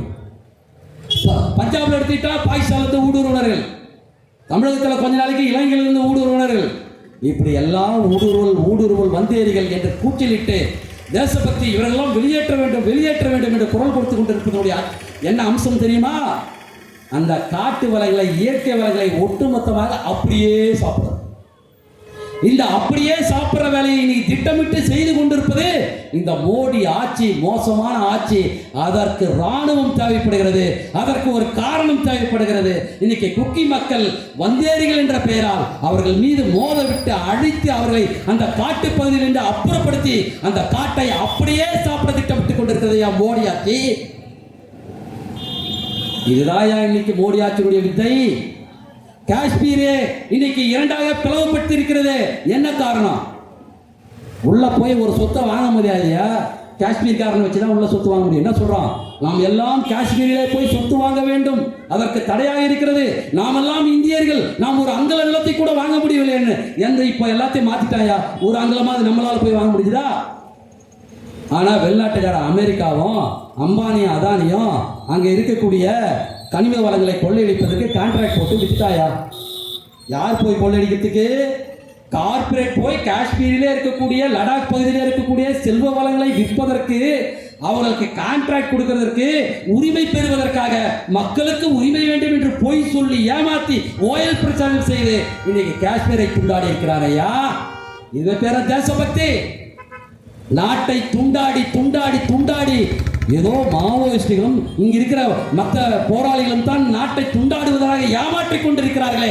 இதை எதிர்த்து போராட வேண்டாமா? கேட்க வேண்டாமா? யாரையா இந்த மாநிலங்களை உடைப்பது? நாமா? இன்னைக்கு பல மாநிலங்களை உடைத்தது நாமா? இந்த ஆட்சியாளர்கள் திட்டமிட்டு தேசிய இனத்தை, தேசிய மக்களை துண்டாடி துண்டாடி அவர்கள் ஒன்று சேர்ந்து போராட விடக்கூடாது என்பதற்காகவே துண்டாடி கொண்டிருக்கிறது. மதத்தின் பெயரால், நிர்வாகத்தின் பெயரால், சாதியின் பெயரால், எல்லாத்தையும் பெயராலும் துண்டாடி கொண்டிருக்கிறது. இதுதான் இன்னைக்கு பிரச்சனையே. இதை ஒழிக்காமல் பாசிசத்தை ஒழித்து விடுமா? இதுதான் இந்த சத்தீஸ்கரிலே மோத விட்டு இன்னைக்கு அழித்து அவர்களை அப்புறப்படுத்தி சத்தீஸ்கருடைய ஒட்டுமொத்த கொள்ளையை இன்னைக்கு கார்பரேட்டுகளிடம் ஒப்படைப்பதற்காக சொல்கிறோம். அவங்க சொல்றாங்க 52 பில்லியன் டன் கனிம வளங்கள் இருக்கிறது. 23,000 பில்லியன் டாலர் சொல்றாங்க. அதுக்கு அளவே இல்லை. இவங்க சொல்றதுலாம் முதல் கட்ட தகவல் தான். அவ்வளோ செல்வ வளங்கள் குவித்துக் கொண்டிருக்கிறது சத்தீஸ்கர். காடும் மலையும் தோண்டி அப்படியே செய்வான். இங்க 8 வழி சாலைகளை என்ன செஞ்சான்? மலைகளை அப்படியே கூண்டோடு மொத்தம் அப்படியே வாயில போட்டுக்கிறதுக்கான வேலையை அனுமார் மாதிரி கையில தூக்கி எடுத்து போய் அப்படியே சாப்பிட்டு போய் கார்பரேட்டுகளை கொடுப்பதற்காக தயாரி கொண்டிருந்தாரே. அதுதான் மோடி ஆட்சி. சஞ்சீவி மூலிகையை தூக்கி கொண்டு போனார் என்று அனுமானை பேசிவிட்டு இந்த சஞ்சீவி மூலிகையினுடைய மலைகளை எத்தும் போய் அம்பானி அதானி குழியையும் குவிப்பதற்காக செய்து கொண்டிருக்கிறது. இதுவாயா இந்துக்களாச்சு? யார் சொத்தையா கொள்ளையடிச்சான்? இந்துக்களுடைய சொத்தை தான் கொள்ளையடிச்சான். ஜிஎஸ்டி இந்துக்கள் சொத்தில் தான் கொள்ளையடிச்சான். எல்லாத்துலயும் 10,000 சம்பளத்தை போட்டு அடிமாட்டு விலைக்கு வாங்கி கொண்டிருக்கிறானே 80% மக்கள் இந்துக்கள் தானே ஐயா. ஏன் ரோஷம் வராது? அவன் நமக்கான ஆட்சி இல்லை என்று தெரிந்த பிறகு கூட ரோஷம் வர வேண்டாம். ஆனால் இன்றும் கூட ஏதோ ஒரு வகையில் இந்த நடுத்தர வர்க்கத்திற்கு திமுக மீதும் காங்கிரஸ் மீதும் வெறுப்பில் இன்று ஏதோ ஒரு வகையில் பாஜக காவடி தூக்கி கொண்டிருக்கிறார். அறியாமல் செய்கின்ற பிழை நம்மை கழுத்திலே கத்தியை வைத்துக் கொண்டிருக்கிற நிலைமை கழுத்தை காவு வாங்கி விடும் என்று மறந்து விடாதீர்கள். ஆமா, ஒரு விஷயத்தை சொல்லிதான் ஆகணும். திமுகவும் அதே கொள்கைதான், காங்கிரசும் அதே கொள்கைதான். அவர்கள் எந்த இடத்திலையும் இந்த ஊப்பா சட்டத்தையும் வாபஸ் வாங்குறன்னு சொல்லல. அந்நிய முதலீடுகளை ஒழித்துவிட்டு அந்த இடத்துல தேசிய கொள்கையை மூலமாக தேசிய தொழில்களை நிறுவேன் என்று எந்த வாக்குறுதியும் யாரும் தரவில்லை. மறந்துவிட வேண்டாம். யாரும் அந்த வாக்குறுதியெல்லாம் யாரையும் தரலையா? காங்கிரஸ் திமுக கொடுத்துச்சா? சமீபத்தில் ஒப்பந்தம் போடுறான். எது? இன்னைக்கு வெளிநாடுகளை கூப்பிட்டு வச்சு அவர்கிட்ட இருந்து முதலீடுகளை வரவேற்பதற்காக முதலீடு போடுறோம். 6 லட்சம் கோடி ரூபாய்க்கு முதலீடுக்கான திட்டம். யாரு? திமுக. அதில் 1 லட்சம் கோடி அம்பானிக்கும் அதானிக்கும், இன்னொரு 1 லட்சம் கோடி டாட்டாவுக்கு, மீதி இருக்கிறது வெளிநாடுகளுக்கு, சில சின்ன கம்பெனிகள். இதான் என் திட்டம். சிறு தொழில் வழக்கத்துக்கு திட்டமா? சிறு தொழில் முதலீடுகள் ஏதாவது இருக்குதா? ஒன்றும் கிடையாது. இன்னைக்கெல்லாம் அதிநவீனமாக ஆகி போச்சு. ஏஐ, ஆர்டிஃபிஷியல் இன்டெலிஜென்ஸ் சொல்றான். சில 100 பேரை வைத்துக்கொண்டு ஒரு கம்பெனியுடைய அனைத்து விஷயங்களையும் செய்யக்கூடிய திறமை பெற்ற ஏஐ உருவாக்கப்பட்டிருக்கிறது. அந்த கம்பெனிலாம் வந்தா சின்ன கம்பெனி முளைக்குன்னு சொல்லுவோம். போர்ஜரி, ஏமாற்று வேலை. இன்று கம்பெனிகள் மூடி இருப்பதற்கு காரணமே இந்த பெரிய கம்பெனிகள். பகாசூர, அம்பானி, அதானி போன்ற கம்பெனிகளும் இன்னைக்கு கார்பரேட் வெளிநாட்டினுடைய அமெரிக்காவுடைய கம்பெனிகளும் தான் இன்னைக்கு விழுங்கி மிகப்பெரிய பகாசூர நிறுவனங்களாக மாற்றப்பட்டிருக்கிறது. அதானி யாருன்னே தெரியாத 2014 இன்னைக்கு அவனுடைய சொத்து 3வது பணக்காரன் 4வது பணக்காரன் சொல்லி உயர்ந்தானே யாராலையா? இன்னைக்கு அது ஏமாற்று வேலை மட்டும் இல்லை. இன்னைக்கு சொத்து குவிச்சது உண்மைதான், ஆனால் 3வது அளவுக்கு இல்லை. ஆனால் சொத்தை குவித்திருக்கிறான் என்பதை மறந்து விடாது. ஒரு சில கார்பரேட்டுகளை தன்னை கொள்ளையிடுவதற்காக இன்னைக்கு இதுவரை என்ன எந்த சிறு நிறுவனங்களுக்கு வேலை கொடுத்துறாயா? எங்கேயா லேத்து பற்ற முளைச்சதை நீங்க பார்த்துருக்கிறீங்களா? அம்பத்தூரில் மூடி இருக்கிற இன்னும் சொல்ல போனால் 1.5 லட்சம் அம்பத்தூரில் இருந்த முதல் கட்ட ஒரு மிகப்பெரிய சிறு தொழில் நிறுவனம் பகுதியது. அந்த தொழிற்பேட்டை மூடிச்சு. நான் 50,000 ஆச்சு. இன்னைக்கு 50,000 இல்லை. இன்னைக்கு சில 5,000 அந்த மாதிரி தான் அளவுதான் இருக்குது. இன்னைக்கு அந்த தொழிற்பேட்டை வெளியே போய் வளர்ந்தது. சில 100கள் தானே வெளியே தொழிற்பேட்டை வளர்ந்துருக்குது. மற்றதெல்லாம் காணாம போயிடுச்சு. சிறு தொழிலை வளர்ப்பதற்கு கூட இந்த நாட்டில் திராணியற்று இருக்கிற அளவுக்கு இருக்கு. காரணம் என்ன? அந்நிய முதலீடுகளும் இங்கே இருக்கிற தரக முதலாளித்துவ அம்பானி, அதானி கார்பரேட்டுகளும் அதற்கு சேவை செய்துகின்ற மோடி ஆட்சி அமெரிக்காவுக்கு ஒட்டுமொத்தமாக குவித்து வைத்திருக்கிறது. அம்பானிக்கா அதானிக்கா யார் காசு தரான்? முதலீடுக்கு யார் காசு தரான்? இயற்கை வளங்களை அரசாங்கம் இலவசமாக தருது. முதலீடு செய்வதற்கு யார் காசு தரான்? வெளிநாட்டுக்கிட்ட இருந்து ஏன் கடன் வாங்குறா? நம்ம கடன் வாங்கிட்டு இருக்கோமே வெளிநாட்டுக்கிட்ட இருந்து, நமக்கு இல்லை. நம்ம கிட்ட இருந்து வரி வருவாயை ஒட்டுமொத்தமாக 25 லட்சம் கோடி அள்ளி கொடுக்குறது ஒரு பக்கம் இலவசமா.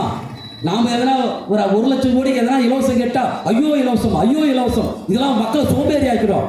ஏயா பல கோடி பேர் 1 லட்சம் கோடியை வாங்கிட்டு சோம்பேறி ஆவானா? இல்லை ஒரு 10 பேர் பல லட்சம் கோடியை விடுகிட்டு சோம்பேறி ஆவானா? நீங்கள் சொல்லுங்க. ஒரு இலவசத்தை இப்படியாயா ஒரு மக்களை குடும்பப்படுத்தி வாழ்வா நாம் பார்த்துக்கிறோம். இதெல்லாம் நம்மளுக்கு வேற ஒரு மயக்கம். ஆமாம், இந்த இலவசம் கொடுத்து மக்களை சோம்பேறி ஆகிட்டாங்க. நாம் வேற அதுக்கு இரையாகி அதற்கு காவு வாங்கி விட்டோம். எப்படி? ஒரு சில கம்பெனிகள், சில 10 கம்பெனிகள் ஒன்று சேர்ந்து 25 லட்சம் கோடிகளை இலவசமாக கார்ப்பரேட் வரி என்ற பெயராலும் ஊக்கத்தொகை என்ற பெயராலும் பல்வேறு வகைகளை சலுகைகளை பெற்றிருக்கிறதே. அவன் சோம்பேறி ஆகல. அவன் எல்லாருக்கும் கொடுப்பானா? நம்ம கையில் 10 பைசா இருந்தால் ஏதாவது வாங்குவோம். நாளைக்கு அதை நம்பி ஒரு சிறு தொழில் வளரும். நாங்கள் எதனா போய் வெளியே போய் எதனா போனோம்னா 4 பேருக்கு 10 இன்னும் சொல்ல போனால் பணம் பட்டுவாடா நடக்கும். பணம் சுயேட்சி ஆகும். அதனால் நாடு வளரும். நம்ம கிட்ட பணம் இருப்பது என்பது பண சுயேட்சிக்கும் வளர்ச்சிக்கும் உதவும். கார்ப்பரேட் கிட்ட பணம் இருப்பது என்பது இந்த நாட்டின் அழிவுக்கும் மக்களை வறுமையில் தள்ளி சாவதற்கும் உருவம். இன்னைக்கு ஏற்றத்தாழ்வை பற்றி சொல்கிறான். உலகத்திலேயே 3வது நாடாக இருக்கிறது. ஏற்றத்தாழ்வு என்ன ஏற்றத்தாழ்வு? பணம் இருப்பவனுக்கும் இல்லாதவனுக்கான ஏற்றத்தாழ்வு எவ்வளோ இருக்கும்? 1 லட்சம் வாங்குறவன் ஒருத்த 10,000 ரூபாய் வாங்குவானா? அப்படி இப்படி இல்லையா? இன்னைக்கு 1 லட்சம் வாங்கினா இன்னொரு பக்கம் 1 கோடி வாங்குறவனா இருக்குது வித்தியாசம். சில பேர், சில 100 பேர், இல்லை ஒரு சில லட்சம் பேர், ஒட்டுமொத்த 140 லட்சம் கோடி பேர் மக்கள் தொகையில் ஒரு சில லட்சம் பேர் இன்று மிகப்பெரிய அளவுக்கு செல்வ வரம்பில் வாழ்கிறார்கள். ஆனால் பல கோடி பேர், 40 கோடி பேர் வறுமையில் வாழ்ந்து கொண்டிருக்கிறார்கள் என்று இவர்களே புள்ளி விவரம் தருகிறார். 40 கோடி பேர் இவர்கள் சொல்கிறார். ஆனால் 80 கோடி பேர் வறுமையில் வாழ்கிறார். எத்தனை பேர்? 80 கோடி பேர் வறுமையில் வாழ்ந்து கொண்டிருக்கிற ஒரு நாட்டை வளர்த்து விட்டோம், எல்லாத்தையும் செய்து விட்டோம் என்று பம்மாத்து காட்டி மக்களை ஏமாற்றி கொண்டிருப்பதுதான் மிக மோசடியான விஷயம். மிக முக்கியமான சில விஷயங்களை மட்டும் குறிப்பிட்டு எதை நோக்கி இதை நோக்கி நாம் போக வேண்டிய அவசியம் இருக்கிறது என்று புரியும். இந்த நாட்டினுடைய இயற்கை வளங்களை கொள்ளையடிப்பதை எதிர்த்து நாம் போராடுகின்றதை ஒடுக்குவதற்காக தான் பல்வேறு கருப்பு சட்டங்களை கொண்டு வந்து பாசிச ஆட்சி நிறுவுது. ஏன் பாசிச ஆட்சி? இப்போ சொன்ன பாருங்க, கார்பரேட்டுகளுக்கு அள்ளி கொடுங்க, இயற்கை வளங்களை சூறையாட, அப்போ அங்கிருந்த மக்களை அப்புறப்படுத்த, இந்த ரோடு போடுற பேரால் 8 வழி சாலையை மலையை முழுங்குவதற்காக 8 வழி சாலைக்கு அந்த நிலத்தை அபேஸ் பண்ண, இப்படி மக்களை எதிர்த்து போராடினால் அவர்களை ஒடுக்குவதற்காக பாசிச சட்டம் தேவைப்படுகிறது, பாசிச ஆட்சி தேவைப்படுகிறது. பாசிச ஆட்சினா ஏதோ நினைச்சிடாதீங்க, ஏதோ மண்டையிலிருந்து புதுசாக உதிச்ச ஒரு விஷயம் இல்லை. இந்த நாட்டு மக்களுடைய இயற்கை வளங்களை, நாட்டினுடைய செல்வ வளங்களை, நாட்டு மக்களுடைய உழைப்பையும் சுரண்டி கொடுப்பதற்காக ஒரு ஆட்சி முறை தேவைப்படுகிறது. அதற்கு பழைய முறையிலான ஆட்சி அவசியம் இல்லை. அதை வைத்திருந்தால் அவர்களால் லாபம் சம்பாதிக்க முடியாது. அதற்கு ஒரே வழி, எதிர்த்து போறவன சுட்டுத்தள்ளு, இல்லைன்னா ஜெயிலில் போடு, இல்லையாட்டு ஒடுக்கு, வாயில பேசினாவே அவனை தூக்கி உள்ள போடு. இதுக்கு தாயா இன்னைக்கு தேவைப்படுது. அப்படி ஒரு ஆட்சி, இப்படி ஒரு பயங்கரவாத ஆட்சி தேவைப்படுவதால் தான் ஒரு பாசிச ஆட்சி தேவைப்படுகிறது. அதனால தான் சொல்றோம், இந்த கொள்கையை வச்சுக்கிற எவனா இருந்தாலும் பாசிச ஆட்சியை நடத்துவோம். அதன் ஒரு பகுதியாகத்தான் சத்தீஸ்கரிலே அன்னைக்கு பழங்குடிகளை வெளியேற்றுவது, மணிப்பூரிலே பழங்குடிகளை வெளியேற்றுவது, காஷ்மீரை துண்டாடி அந்த பகுதியில் மக்களை வெளியேற்றுவது என்று தொடர்ந்து எல்லாரையும் வெளியேற்றிக் கொண்டிருக்கிறார்கள். இந்த அடிப்படையில் தான் கிட்டத்தட்ட ஒரே நாடு, ஒரே தேர்தல், ஒரே மக்கள், ஒரே இராணுவம், ஒரே போலீஸு. இன்னைக்கு போலீஸை விட்டு வைக்கலையா? அவனுடைய திட்டம், அவன் சொல்றான் 1500 சட்டங்களை நான் ஒழித்து கட்டியிருக்கிறேன். என்ன சட்டம்? காலனி கால சட்டங்களை நான் ஒழித்து கட்டியிருக்கிறேன். பாராளுமன்றத்தில் பேசலாம் அமித்ஷா. எவ்வளோ பெரிய கோயஸ் தெரியுமா? காலனி காலத்து சட்டத்தை ஒழித்து கொண்டு இன்றைய அதிநவீன சட்டங்களை நான் உருவாக்கி இருக்கிறேன். எது அதிநவீன சட்டம்? ஒரு பக்கம் இந்த நாட்டை கொள்ளையடிப்பதற்காக அதாவது முன்னெல்லாம் ஒரு சட்டம் இருந்தது, ஒரு கம்பெனி ஒரு துறையில வேக போக அடைய முடியாது, அதாவது ஒருத்தனே அனுபவிக்க முடியாது. ஒரு குறிப்பிட்டத்துக்கு மேல அவனுக்கு கான்ட்ராக்ட் கொடுக்கக்கூடாது, ஒரு குறிப்பிட்டதுக்கு மேல அவனை வளர விடக்கூடாது அப்படின்னு சட்டம் தடுத்துச்சியா. அதனால எல்லாரும் வளர்றதுக்கு ஒரு சான்ஸ் இருந்தது. ஆனால் 10 பேர்ன்றது 100 பேரை வாழ்ந்தாங்க. அந்த சட்டத்தை ஒழிச்சு கட்டான். இது ஒரு பக்கம். இன்னொரு பக்கம் இந்த நாட்டில் ஜிஎஸ்டி, நீட்டு, கல்வி சட்டம், பல்வேறு சட்டங்களை போட்டு ஒடுக்கிறான். இப்படி பல சட்டங்களை போட்டு ஒடுக்குவதோடு இல்லாமல் இதை எதிர்த்து போராடுவதை ஒடுப்பதற்காக ஊப்பான ஒரு சட்டத்தை கொண்டு வந்தா. அது காங்கிரஸ் தான் கொண்டு வந்தது. அந்த சட்டங்களை இன்னும் மோசமாக கருப்பு சட்டங்களாக மாற்றியது. என்ஐஏன்னு ஒரு சட்டத்தை கொண்டு வந்தா, அது காங்கிரஸ் தான் கொண்டு வந்தான். ஏன்னா திருப்பி சொல்ல வேண்டியது, இது பிஜேபி சொல்லுவான். உண்மைதான், காங்கிரஸ்கார சுட்டம் தான். அவன் கொண்டு வந்தது 4 கால் பாய்ச்சல். இன்னைக்கு மோடி போயிட்டு கொண்டிருக்கிறது 16 கால் பாய்ச்சல். அடுத்த ஆட்சி வருமானால் அது கண்டிப்பாக 64 கால் பாய்ச்சலில் போக போகுது. 64 கால் பாய்ச்சலில் எச்சரிக்கை சொல்கிறேன். எந்த ஆட்சியும் இருந்தாலும் இந்த கொள்கையை பயன்படுத்தும் வரையில், இந்த கொள்கையை அமல்படுத்தும் வரையில் நிச்சயமாக இதைவிட மோசமான ஆட்சியை உருவாக்குவதை தவிர அதுக்கு வேறு வழி இல்லை. அந்த எச்சரிக்கையோடு சொல்லுகிறேன். 1500 சட்டங்களை தூக்கி போட்டதாக சொல்கிறார்களே, அதை மாற்றி இந்த 2016 இப்போ வரையும் கிட்டத்தட்ட 240-250 சட்டங்கள் இன்னைக்கு பாஜக புதுசாக கொண்டு வந்தது. 2500 காலனி கால சட்டங்களை போட்டு 250 புதிய சட்டங்களை உருவாக்கி இருக்கிற நல்ல விஷயம் தானேயா? காலனி கால சட்டத்தை ஒழிக்கூடாதா? உண்மையிலேயா? காலனி காலனாலே பேர் எப்பவுமே சொல்லுவாங்க, பிரிட்டிஷ்காரனே பேர், பிரிட்டிஷ்காரனே பேர். இந்த பிரிட்டிஷ்காரனே பேர் இல்லை, அன்றைய பழைய காலனி முறையை விட இன்றைய புதிய காலனி அமெரிக்காவின் அடிமை நாடாக வாழ்ந்து கொண்டிருக்கிற ஒப்பந்தத்தின் மூலமாக இந்தியாவை அமெரிக்காவுக்கு காவு கொண்டிருக்கிற இந்த சமூகம், இந்த அரசியல், இந்த ஆட்சி அமைப்பு முறை மிக மோசமானது. அதனால்தான் இந்த 250 சட்டத்தில் கார்ப்பரேட்டுகளுக்கு பாதுகாப்பும் மக்களுக்கு மிக பயங்கரமான அச்சுறுத்தலையும் உருவாக்கி இருக்கிறது. இயற்கை வளங்களை கொள்ளையடிப்பதற்கு அவர்களுக்கு எந்த தடையும் இல்லை. நீங்க சுலபமா எடுத்து போகலாம். ஒரே இடத்துல கைத்து போடுறோம். இதான் ஒரே இந்தியா நினைச்சுக்கிறாங்க. அதெல்லாம் ஒரே இந்தியா நமக்கு இல்லப்பா. நான் போய் நீ கூட பர்த் சர்டிஃபிகேட்லேருந்து எல்லா சர்டிஃபிகேட்டும் வாங்குறதுக்கு நீ தெருவாலாம் சுற்றுறோம். ஒரே சிங்கிள் விண்டோலாம் கிடையாது. நம்ம எதனா போனால் தாலுகா ஆஃபீஸில் ஒரே இடத்துல எதனா செய்ய முடியுதா? இங்கே போ, அங்கே போ, அந்த ஊருக்கு போ, இந்த ஊருக்கு போ, நான் இல்லை அவன், இப்படி தான் சொல்கிறான். ஆனால் கார்ப்பரேட்டுகள் ஒரு விஷயத்தை சாதிப்பதற்கு, அங்கே ஒப்பந்தத்தை நிறைவேற்றுவதற்கு சிங்கிள் விண்டோ, ஒரே ஒரு ஜன்னல், அந்த வாசலில் ஒரு அப்ளிகேஷன் கொடுத்தா அவனுக்கு அங்கேயே எல்லாத்தையும் ப்ராசஸ் பண்ணி ஒரே இடத்துல திரும்பி கொடுத்துருவாயா, இந்தா எடுத்துக்கோ. இதுக்கு பேர் தான்யா சிங்கிள் விண்டோ. ஒரே நாடு ஒரே ஆட்சி. நமக்கு இல்லையா ஒரே நாடு? நமக்கா ஒரே நாடு? நமக்கு வேறு வேறு நாடுகள். அங்கங்க அலைய விடுவோம். நமக்கு எல்லா இடத்துலையும் நாம் ஓடி ஓடி கலைத்து தீர்ந்து விடுவோம். எந்த இடத்துல போட்டாலும் எவனும் பதில் சொல்ல மாட்டான். ஆனால் கார்ப்பரேட்டுகள் தான் கொள்ளையடிப்பதற்கு மொத்தத்தையும் மையப்படுத்தி ஒரே நாடாக மாற்றி ஒரே இடத்துல குவிச்சு இந்த அள்ளிட்டு போ. முன்னெல்லாம் ஹார்லிக்ஸ் சொல்ல வரும், நாம் அப்படியே சாப்பிடுவோம் மொத்தத்தை. அதே மாதிரிதான்யா இன்னைக்கு கார்ப்பரேட்டுக்காரன் மொத்தத்தையும் அப்படியே சாப்பிட்றதுக்காக உருவாக்கப்பட்டது தான் ஒரே நாடு, எல்லாம் ஒரே இது. அந்த ஒரே நாடு எது வரையும் எத்தனை தெரியுமா? இந்துத்துவ கடவுளையும் ஒரே கடவுளா மாத்திட்டாயா. நீங்க நினைச்சுக்கிறீங்க இன்னைக்கு பல கடவுள்கள், இந்துக்களுக்கு பல கடவுள் இருக்கிறார்கள், நாம் யாரை வேணாலும் கும்பிடலாம் நினைச்சுக்கிறீங்க. பொய். எல்லா கடவுளும் இன்னைக்கு ராமர் கடவுள், அதுவும் ஒரே கடவுளாக மாற்றி விட்டது தான் இன்னைக்கு பிஜேபியினுடைய சாதனை. கொடுமைனா தெரியுமா? நாட்டை காக்கிற ராணுவம் கோயில் இருக்குது, கோயிலில் மணியடி ஆட்ட வேண்டியதெல்லாம் இன்னைக்கு ராணுவத்தில் இருக்குது. இதுதாயா இந்த நாட்டினுடைய பேசிசம். ராமர் கோயிலில் யார் இருக்கிறான்? 35 ராணுவ அதிகாரிகள் ராமர் விழாவிலே பங்கேற்கிறான். ராமர் கோயில் விழாவில் யாரு? 35 ராணுவ அதிகாரிகள், ராணுவ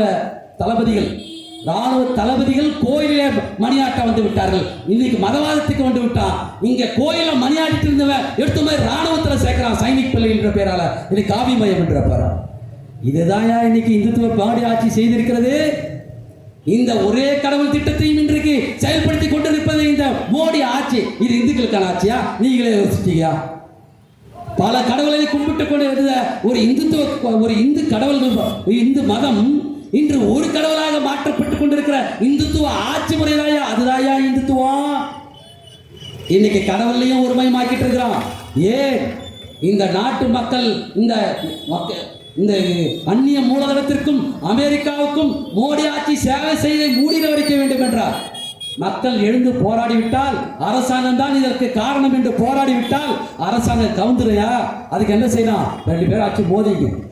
அதற்கு மிக பிற்போக்கான எல்லா கருத்துக்களையும், துண்டாடக்கூடிய எல்லா கருத்துக்களையும், மொழி, மதம், இனம், சாதி என்று எதெல்லாம் வாய்ப்பாக கிடைக்கிறதோ அத்தனையும் துண்டாடுவதற்கு பயன்படுத்தி துண்டாடி கொண்டிருப்பது தான் இந்த மோடி ஆட்சியுடைய வேலை. இதுக்கு ஏதாவது எதிர்த்து போராடுதையா காங்கிரஸ் கட்சி? இன்னைக்கு ஞானவாபி மசூதியிலே பிரச்சனை. 1991 பாபர் மசூதி இடிக்கப்பட்ட போது அன்று 1991 ஒரு சட்டம் கொண்டு வரப்பட்டது. பாபர் மசூதி பிரச்சனையை தவிர மற்ற கோயில்கள் எல்லாம் சுதந்திரத்தை, அதாவது பிரிட்டிஷ்காரன் வெளியேறுவதற்கு 1947க்கு முன்னாடி என்ன நிலைமை இருந்ததோ அதே நிலைமையை பாதுகாக்கப்பட வேண்டும் என்று அன்று சட்டம் இயற்றப்பட்டது. அதை உச்சநீதிமன்றம் ஒத்துக்கொண்டது. ஆனால் இன்று எல்லாத்தையும் விசாரிக்கிறாயா உச்சநீதிமன்றம்? இந்த நீதிபதிகள் எல்லாம் இன்னைக்கு விசாரித்துக் கொண்டிருக்கிறார்கள். கேட்டா விசாரிடாயா சொன்னோம். இதோட என்ன கேடு கட்டணும்? பாபர் மசூதி கோயில் எப்படி ஆரம்பிச்சது? விசாரிக்கிற என்ற பெயரால் தான் ஆரம்பிக்கப்பட்டது. ஆனால் அதை கலவரமாக மாற்றுவது அரசியல்வாதிகளுடைய வேலை. விசாரிக்கிறதுக்கு திட்டம் போட்டு கொடுப்பது உச்ச நீதிமன்றம், உயர் நீதிமன்றங்களுடைய வேலை. என்னையா இது? என்ன எல்லாம் வெளியே வந்த பிறகு கவர்னர் வேலை கிடைக்கும். வெளியே வந்தவொடனே ஒரு சைரன் போட்ட சிவப்பு வழக்கில் சுத்தக் கொண்டு இருக்கலாம். அதற்கு எல்லாருமே வெளியே உச்ச நீதிமன்ற நீதிபதிகள் வெளியே வந்தவுடனே அவர்களுக்கு எல்லா சலுகைகளும் பதவிகளும் கொடுக்கப்பட்டிருக்கிறதே. இதற்கு பெயர் என்னையா? அருண் மிஸ்ரா என்ற ஒரு நீதிபதி நீதித்துறை பற்றின மாநாடு. அந்த நீதித்துறை பற்றின மாநாடில் எல்லாரும் நீதிமன்றத்தையும் நீதித்துறையும் நீதிபதிகளையும் புகழ்வார்கள். ஆனால் கேடுகட்ட இந்த இந்தியாவில் இருக்கிற நாசம் என்ன தெரியுமா? ஒரு உச்ச நீதிமன்ற நீதிபதி அருண் மிஸ்ரா சொல்கிறார், ஆஹா, மோடி மாதிரி புகழ் வாய்ந்தவர் யாரும் இல்லை, மோடி உலகமே மெச்சிக் கொண்டிருக்கிறது, மோடியை விட்டால் அறிவாளி யாரும் இல்லை என்று புகழ்ந்து தள்ளி இருக்கிறாயா உச்ச நீதிமன்றமாயா? இது நீதிமன்றமும் பாசிசம் விழுங்கி இருக்கிறது என்பதை புரிந்து கொள்ளுங்கள். சொல்றான், உச்ச நீதிமன்றம் விடுதலை பண்ணிச்சு யாரு?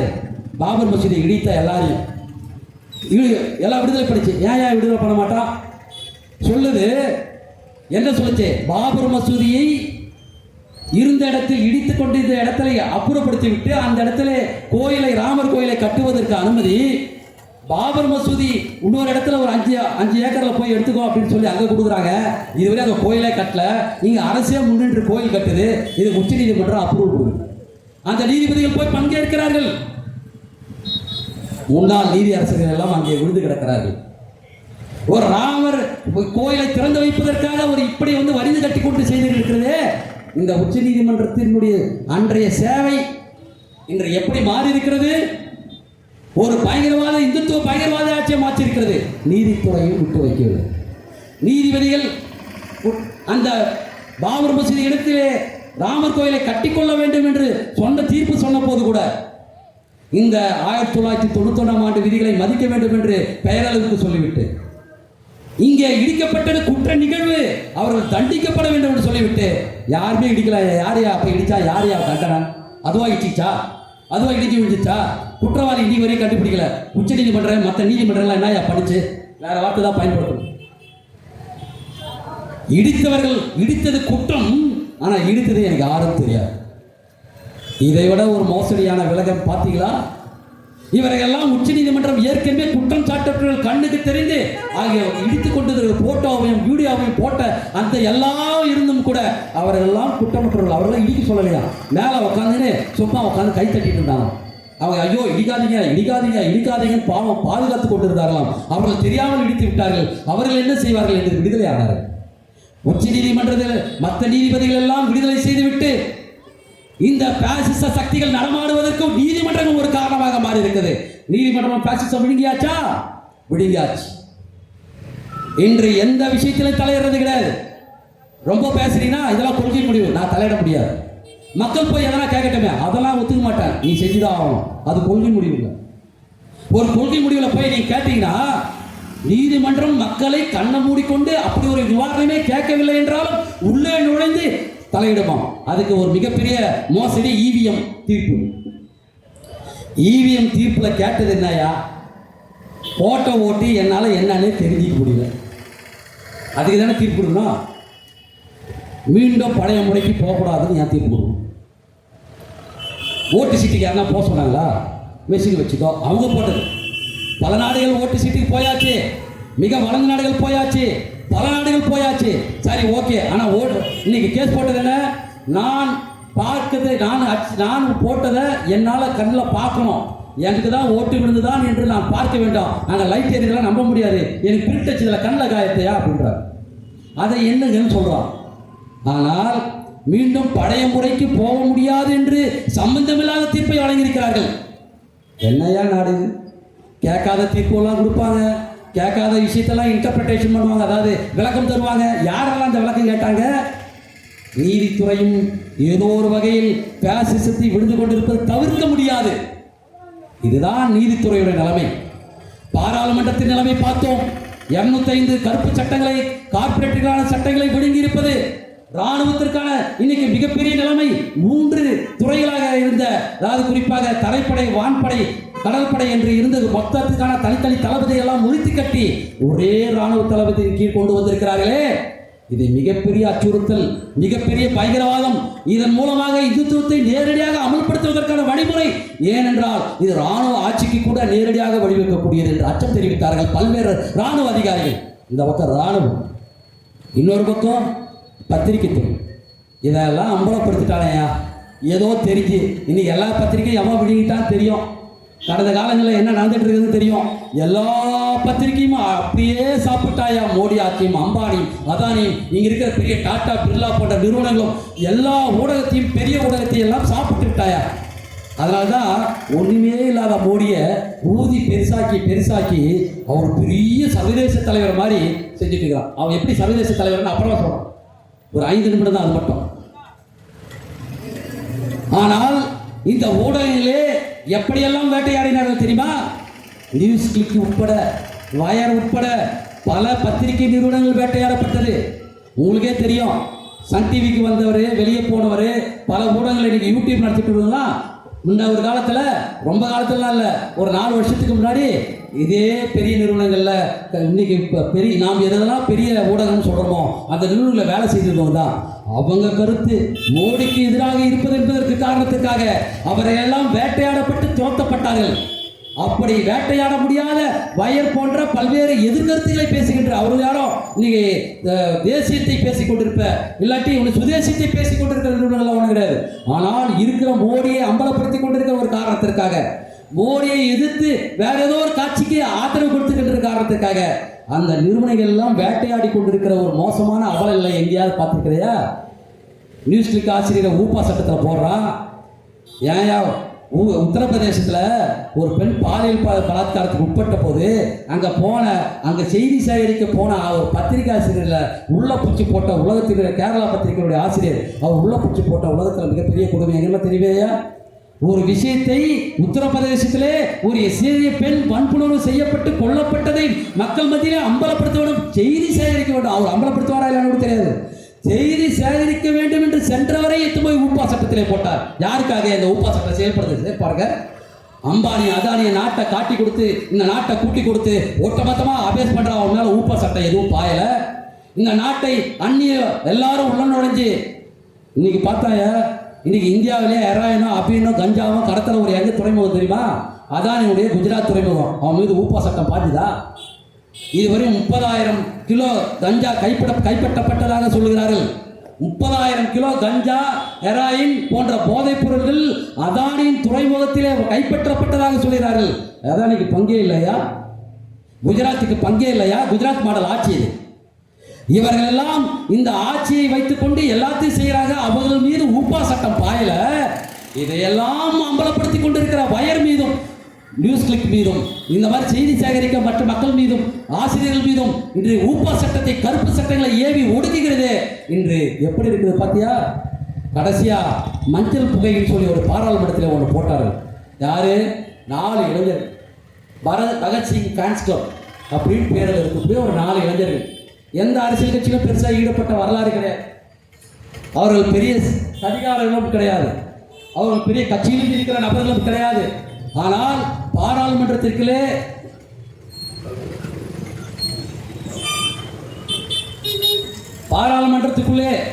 உள்ள நுழைஞ்சு மஞ்சள் புகை குண்டை வீசி அங்கே என்ன செய்தாங்க? மஞ்சள் புகை குண்டுனா இல்லை வெடிச்சிச்சா? ஒன்றும் கிடையாது. அது ஒரு புகை வீசி விட்டு அவர் எழுதின அவர்கள் என்ன தெரியுமா பெரிய முழக்கம்? அந்த நாட்டை கவுக்கணும்னா வேற எதுவும் இல்லையா? வேலை கொடு, விவசாயிகளுக்கு விலையை கொடு, வாழ்வாதாரத்தை வழி, பாதிக்கப்பட குறிப்பாக விவசாயிகள் அந்த காரியத்தை கொண்டாட அந்த மாதிரி நபர்கள் எல்லாம் தண்டனை வழங்கு. இப்படின்னு போராடுறது தப்பாயா? மோடி ஆட்சியே இது செய்து கொடுன்னு என்று போராடிய 4 இளைஞர்கள் மீது ஊப்பா சட்டம் பாய்ச்சப்பட்டதையா? இதெல்லாம் பெரிய பயங்கரவாத செயலா? இந்த எதிர்கட்சி, கேடுகட்ட எதிர்கட்சி என்ன செய்து தெரியுமா? 4 பேர் உள்ள நுழைஞ்சி மக்களுடைய வயிற்றெரிச்சலை, வேலை இல்லாத நிலைமையை, இந்த விலைவாசி உயர்வேற்றத்தை, விவசாயிகள் வாழ முடியாத நிலைமையை பட்டியலிட்டு போட்டார்களே, அதற்கு இந்த எதிர்கட்சிகள் போராடவில்லை. பாதுகாப்பில்லை என்று இதுவும் கூட சேர்ந்து கூச்சல் கட்டிச்சே. இதுதான் எதிர்கட்சியினுடைய தோல்வி. இதை ஒத்துக்கிட்ட திராணி இருக்குதா? அவன் வேலை இல்லைன்னு சொல்றான், அதுக்கு போராட வக்கில்ல. இந்த விவசாயிகள் வாழ முடியலன்னு சொல்ற, அதுக்கு போராட வக்கில்ல. தெருவில் இதற்கு எதிர்த்து போராட வக்கில்லை. பாராளுமன்றத்திலே அதற்காக குரல் கொடுக்க வக்கில்லை. அவர்கள் ஏதோ இந்த நாட்டையே கவிக்க சதி செய்தார்கள் என்றது போல பாதுகாப்பில்லை என்று அலறி துடிக்கிறீர்களே. ஏன்? தனக்கு அந்த நிலை நிறுத்தி விடக்கூடாது. நாளைக்கு அந்த ஆட்சி வந்து அதான செய்ய போறோம். ஒவ்வொரு மாநிலத்தில் அதானையா நிறைவேற்றிட்டீங்களா? தனக்கு அது செஞ்சுட்டா ஒரு பக்கம் புடுங்குது. இதுதான் இந்த ஆட்சி, இந்த பயங்கரவாத ஆட்சியை கட்டமைப்பதிலே கூட நிற்பதற்கு அடிப்படை காரணம். அதுதான் சொல்றேன், பாசிச ஆட்சி எங்கெல்லாம் முழுகி கொண்டிருக்கிறது. எதிர்க்கட்சியும் கூட இந்த பாசிசத்தை எதிர்த்து சொல்லளவில் பேசிக் கொண்டிருக்கிறதே தவிர பாசிச ஒடுக்குமுறையை எதிர்த்து போராடவில்லையா? எந்த இடத்துல போராடுச்சு? இன்னைக்கு 27 பழங்குடிகள், மணிப்பூரில் பழங்குடிகள் எதற்காக கொல்லப்பட்டுக் கொண்டிருக்கிறார்கள்? எந்த கட்சியாக பேசுவதற்கு தயாரா?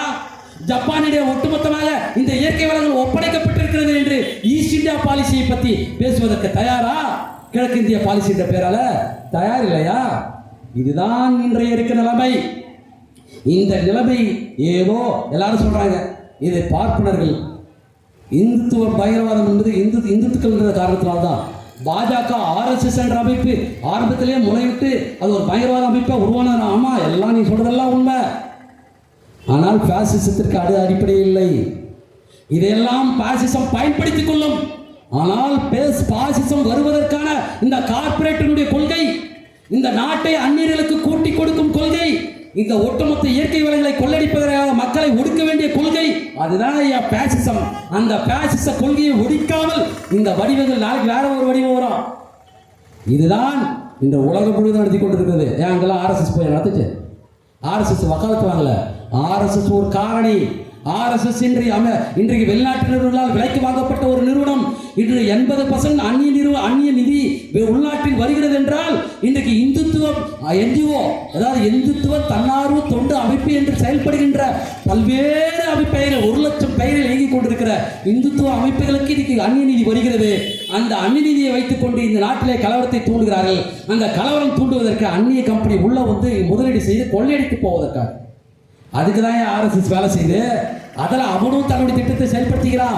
எப்படி? இந்த நாட்டுக்கு இந்த அந்நிய நாட்டை கூட்டி கொடுப்பதன் மூலமாக தனக்கு லாபம் பெறுவதற்காக கையூட்டு பெறுகின்ற வகையில் RSS வளர்ந்து கொண்டிருக்கிறது. RSS எல்லாம் இன்னொருத்த வளரும் இந்த கொள்கையை வைத்துக் கொண்டிருக்கிறார். இதுதான் முத்தாய்ப்பாக 5 நிமிடத்தில் சொல்கிறேன். உலகம் முழுதும் பாசிச ஆட்சி நிறுவப்பட்டுக் கொண்டிருக்கிறது. எப்படி என்று கேட்கிறீர்களா? ட்ரம்ப் ஆட்சி பாசிச ஆட்சியா? பிரிட்டன்ல இந்தியாவின் வெளியே இந்திய வம்சாவளியை சேர்ந்த சுனக் என்று வந்தவனே, ஆஹா நம்மளுக்கு பெருமை, இந்திய ஒருவன் பிரதமராகிவிட்டான், இந்திய ஒருவன் பிரதமராகிவிட்டான் என்று சுனக்கு பற்றி பேசினாங்கய்யா பிரிட்டன்ல. அவன் வந்தது பிறதாயா பாசிசம் கொடி கட்டி பறக்குது, மிக கொடூரமான முறையில் பறக்குது. அன்றெல்லாம் பிரிட்டன்லாம் போய் எப்போ வேணாலும் ஆர்ப்பாட்டம் நடத்தலாம், எப்போ வேணாலும் மேடை போட்டு பேசலாம், அதுக்கு ஒரு இடம் வகுத்திருப்பான். இந்த மாதிரிலாம் பர்மிஷன்லாம் வாங்க வேண்டிய அவசியம் இல்லை. எப்போ வேணாலும் அங்கே போய் நடத்திட்டு கருத்துக்களை சொல்லிவிட்டு மக்களை கூட்டி அங்கே ஒரு மாநாடையோ கூட்டத்தையோ நடத்திவிட்டு நீ கலந்து சொல்லலாம். அதை ஒழிச்சு கட்டாயா சொன்னது வந்து உடனே என்னன்னு கூட்டம் கூடி பேசினால் எந்த ஒரு நிகழ்வு நடந்தாலும் போலீஸ் நினைத்தால் தடை செய்யலாம். அது எதிர்கட்சிகளையோ எந்த கட்சிகளையோ அது எந்த ஒரு விஷயத்தையாலும் நடத்தக்கூடாதுன்னு நடத்தக்கூடாது. அப்படி மீறி நடத்தினால் 10 வருடம் சிறை. யாருடைய ஆட்சியிலே? சுனக் ஆட்சியிலே, பிரிட்டனிலே. இங்கே பாசிசம் தலை தூக்கி கொண்டிருக்கிறது. இது போலதான் நார்வே, ஸ்வீடன், இப்படி பல நாடுகளில் இன்னைக்கு பாசிச ஆட்சி கடுகட்டி பறந்து கொண்டிருக்கிறது. இத்தாலியிலே அன்று முசோலினியுடைய ஆட்சியை மீண்டும் பெருமை பேசிக்கொண்டு இன்று பாசிச ஆட்சி வளர்ந்திருக்கிறது. சமீபத்திலே 150 அதே போல முசோலினியுடைய அந்த பாசிச கும்பல் போல் 150 போர் ட்ரைனிங் எடுத்த வீடியோவை போடுறாங்க. இன்னைக்கு என்னன்னு அங்கேயும் அதேதான். வெளிநாட்டு சக்திகள், அதாவது வெளிநாட்டிலிருந்து குடியேறியவர்களை வந்தேறிகள் இவர்களை வெளியேற்ற வேண்டும், இவர்கள் தான் நாட்டிற்கு வளர்ச்சி தடை என்று இத்தாலியில் உள்ளே நுழைந்தவர்கள் எல்லாம் வெளியேற்றுவதற்காக போராடினார்கள் சொல்லுவாங்க. வெளியேற்றுவதற்கு வெளியேற்றிக் கொண்டிருக்கிறார்கள். இதுதான் பிரிட்டனில் நடந்து கொண்டிருக்கிறது. இதுதான் பிரான்சில் நடந்து கொண்டிருக்கிறது. இன்னைக்கு உலகம் முழுவதும் ஒரே குரல், தேசபக்தி என்ற பெயராலே உள்ளே இருக்கக்கூடிய சக்திகளை யாராவது ஒரு பக்கம் திருப்பி விட்டு, எப்படி அன்று ஹிட்லர் மோசமாக அன்று யூதர்கள் மீது திருப்பி விட்டானோ அதே போல்தான் இன்று யாராவது மீது திருப்பி விட்டு செய்து கொண்டிருக்கிறார். அதேதான் ஐயா இஸ்ரேலில் நெதன்யாகு ஆட்சி, உக்ரைனில் இன்னைக்கு நடந்து கொண்டிருக்கிற ஆட்சியும் ஒரு பாசிச ஆட்சி தாயா. இன்னைக்கு உலகம் முழுவதும் பாசிசத்தினுடைய ஆட்சி வலுப்படுத்திக் கொண்டிருக்கிறது. எப்பொழுது வேண்டுமானாலும் இன்னைக்கு எதிர்கட்சியாக செயல்பட்டுக் கொண்டிருக்கிறது பல இடங்களில். அதையெல்லாம் இன்று ஆளுங்கட்சியாக மாறுவதற்காக தயாரித்துக் கொண்டிருக்கிறது. உலகம் முழுவதும் இருக்கக்கூடிய இன்னைக்கு எல்லா நாடுகளிலும் இன்னைக்கு உலக முதலாளித்துவ நெருக்கடி. ஏற்கனவே தோழர்கள் பேசினார்களே, என்னையா இந்த போருக்கெல்லாம் சம்பந்தம்? இன்னும் போரை பற்றி பேசுகிறாங்க. ஏதோ யுக்ரைனில் போகிறான், பாலஸ்தீனத்தில் போகிறான், இங்கே போகிறான், அங்கே போகிறேன்றாங்க. என்னையா இந்த நாட்டை பற்றி பேச மாட்டாங்க? எல்லா நாட்டிலும் போர் வெறியை ஊட்டி இந்த நாட்டின் நெருக்கடியை தீர்த்துக் கொள்வதற்காக அடுத்த நாட்டின் மீது தாக்குதல் தொடுத்து தனது தேசபக்தியை நிலைநாட்டிக் கொள்வதற்காக இருக்கிறதே தவிர இந்த நாட்டை உண்மையிலேயே அடிமைப்படுத்திக் கொண்டிருக்கிற அமெரிக்கா, சீனா, ரஷ்யா போன்ற நாடுகளை வெளியேற்றி ஒரு சுதந்திர போரை நடத்துவதற்கு எந்த கட்சியும் தயாரில்லை. ஒரு உள்நாட்டிலே சுதேசிய கொள்கையை வலுப்படுத்துவதற்கு எந்த கட்சியும் போராட தயாரில்லை. உலகம் முழுவதும் ஒரு பாசிச ஆட்சி கட்டமைக்கப்பட்டுக் கொண்டிருக்கிறது. அது அந்த நாட்டினுடைய கார்ப்பரேட்டுகளின் உலக ஏகாதிபத்தியம் எங்கெல்லாம் தோல்வி அடைந்து கொண்டிருக்கிறதோ, எங்கெல்லாம் லாபத்தை கை நழுவி போய் கொண்டிருக்கிறதோ, அந்த லாபத்தை எல்லாம் மீட்டுக் கொள்வதற்கு நாடுகளை வேட்டையாடி, அந்த நாட்டில் இருக்க இயற்கை வளங்களை வேட்டையாடி, இஸ்ரேலில் என்ன பிரச்சனை, பாலஸ்தீனத்தில் என்ன பிரச்சனைன்னு சொன்னாங்களே, ஆயில் வளம்.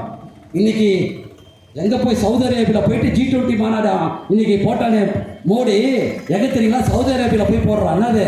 அமெரிக்காவோட சேர்ந்து கொண்டு அவர்களுக்கு தோதாக அவர்கள் செய்யும் முதலீட்டுக்கு அமெரிக்கா கண்காணி வேலை பார்ப்பதற்காக இல்ல அடியாள் வேலை பார்ப்பதற்காக இங்க இருக்கிற கம்பெனிகள் மூலமா போய் பல்வேறு நாடுகளிலே இந்த இன்ஃப்ராஸ்ட்ரக்சர் திட்ட பெயரிலே முதலீடு போடப்படுகிறது. இதுக்கு முதலீடு கொடுப்பவன் அமெரிக்காயா? இப்படி வேட்டையாடி இந்த நாட்டுகளை, பாலஸ்தீனத்தில் ஆயில் பிரச்சனை, இங்கே இயற்கை வளங்கள் கொள்ளடிக்கிற பிரச்சனை, இப்படி உலகம் முழுவதும் ரஷ்யாவும் சீனாவும் அமெரிக்காவும் எல்லாம் போட்டி கொண்டு ஒன்றை ஒன்று மோதி கொண்டிருப்பது நமக்கு சம்பந்தமில்லாத விஷயம் அல்ல. அவை அனைத்தும் நம்மை இராணுவத்தில் இழுத்து கொண்டிருக்கிறது. இஸ்ரேலில் சண்டை போடுறாயா பாலஸ்தீனத்தை கொள்றதுக்கு? அதுக்கு இங்கிருந்து இராணுவத்துக்கும் சேவை செய்வதற்கும் அவர்களுக்கு இடிமானத்தை அகற்றுவதற்கும் கான்ட்ராக்ட் எடுக்கிறதுக்கும் இங்கிருந்து ஆள் அனுப்புறாயா? செத்தா முடிஞ்சு போட்டியா கதை. போட்டோ வந்தது, மோடி ஆட்சி அனுப்புது, ஏதோ சம்மந்தம் இல்லாத நினச்சிக்காதீங்க. அங்கே அனுப்புகிறான், எல்லா பணங்களாக வந்து அனுப்ப போகிறான். சும்மா இருப்பானா? பாலஸ்தீனக்காரத்துக்கு கொள்றதுக்காக இஸ்ரேலுக்கு ஆண் அனுப்பிய பாலஸ்தீனக்காரன் நம்மளை எதிராக பார்க்க மாட்டானா? அவன் நம்மளை அடிக்க மாட்டானா? அடிச்சுன்னு இந்தியாக்காரன் அடிச்சிட்டா நீ உள்ள அனுப்பி அதுக்கு ஆள் எடுத்து இஸ்ரேல் கூட போய் சேர்ந்து இப்போ அடிக்கிறதுக்கு ஆள் அனுப்பிச்சிருக்கீங்க. இது எவ்வளோ பெரிய மோசடியான, நாட்டு மக்களை பலி வாங்குகிற, கார்பரேட்டுகளுக்காக மக்களை தலையை காவு வாங்குகிற ஒரு மோடி ஆட்சி நடத்தி கொண்டிருக்கிறதே. அப்புறமா தேசபக்தி இந்தியாவை கொண்டுட்டான், இந்திய மக்களை கொண்டுட்டான்னு சொல்றது எவ்வளோ மோசடியான வித்தை. நாட்டு மக்களை காவு வாங்கி கார்பரேட்டுகளை வாழுவதற்காக இன்று ஏகாதிபத்தியங்கள் சண்டை போட்டுக் கொண்டிருக்கிறது. அதற்கு அடியாள் வேலை பார்த்துக் கொண்டிருப்பது இந்தியா. இங்கே சீனா பறிப்போய் கொண்டிருப்பதை வாய்மூடி மௌனியாக இருக்கிறது. நாளைக்கு அமெரிக்கா கருத்து அந்த சீனாவோட மோத விட ஒரு நாள் சமிஞ்சையை கொடுத்தார், அடுத்த நாள் மோதும். அது வாய்மூடி இரு, இப்போதைக்கு எதுவும் செய்யாதுன்னா வாய்மூடி மௌனியாக இருக்கும். எத்தனை இன்ச்சுனா நீ எடுத்துட்டு போடணும். இது எப்போ தேச வெறி ஊட்டணுமோ அப்போ தேச வெறி ஊட்டும், எப்பொழுது அடக்கியாலுமோ அப்போ அடக்கியாலும். இன்ற நிலைமை அதுதான். அந்த போர்களுக்கும் இந்தியாவுக்கும் நம் வாழ்க்கைக்கும் சம்பந்தம் இருக்கிறது.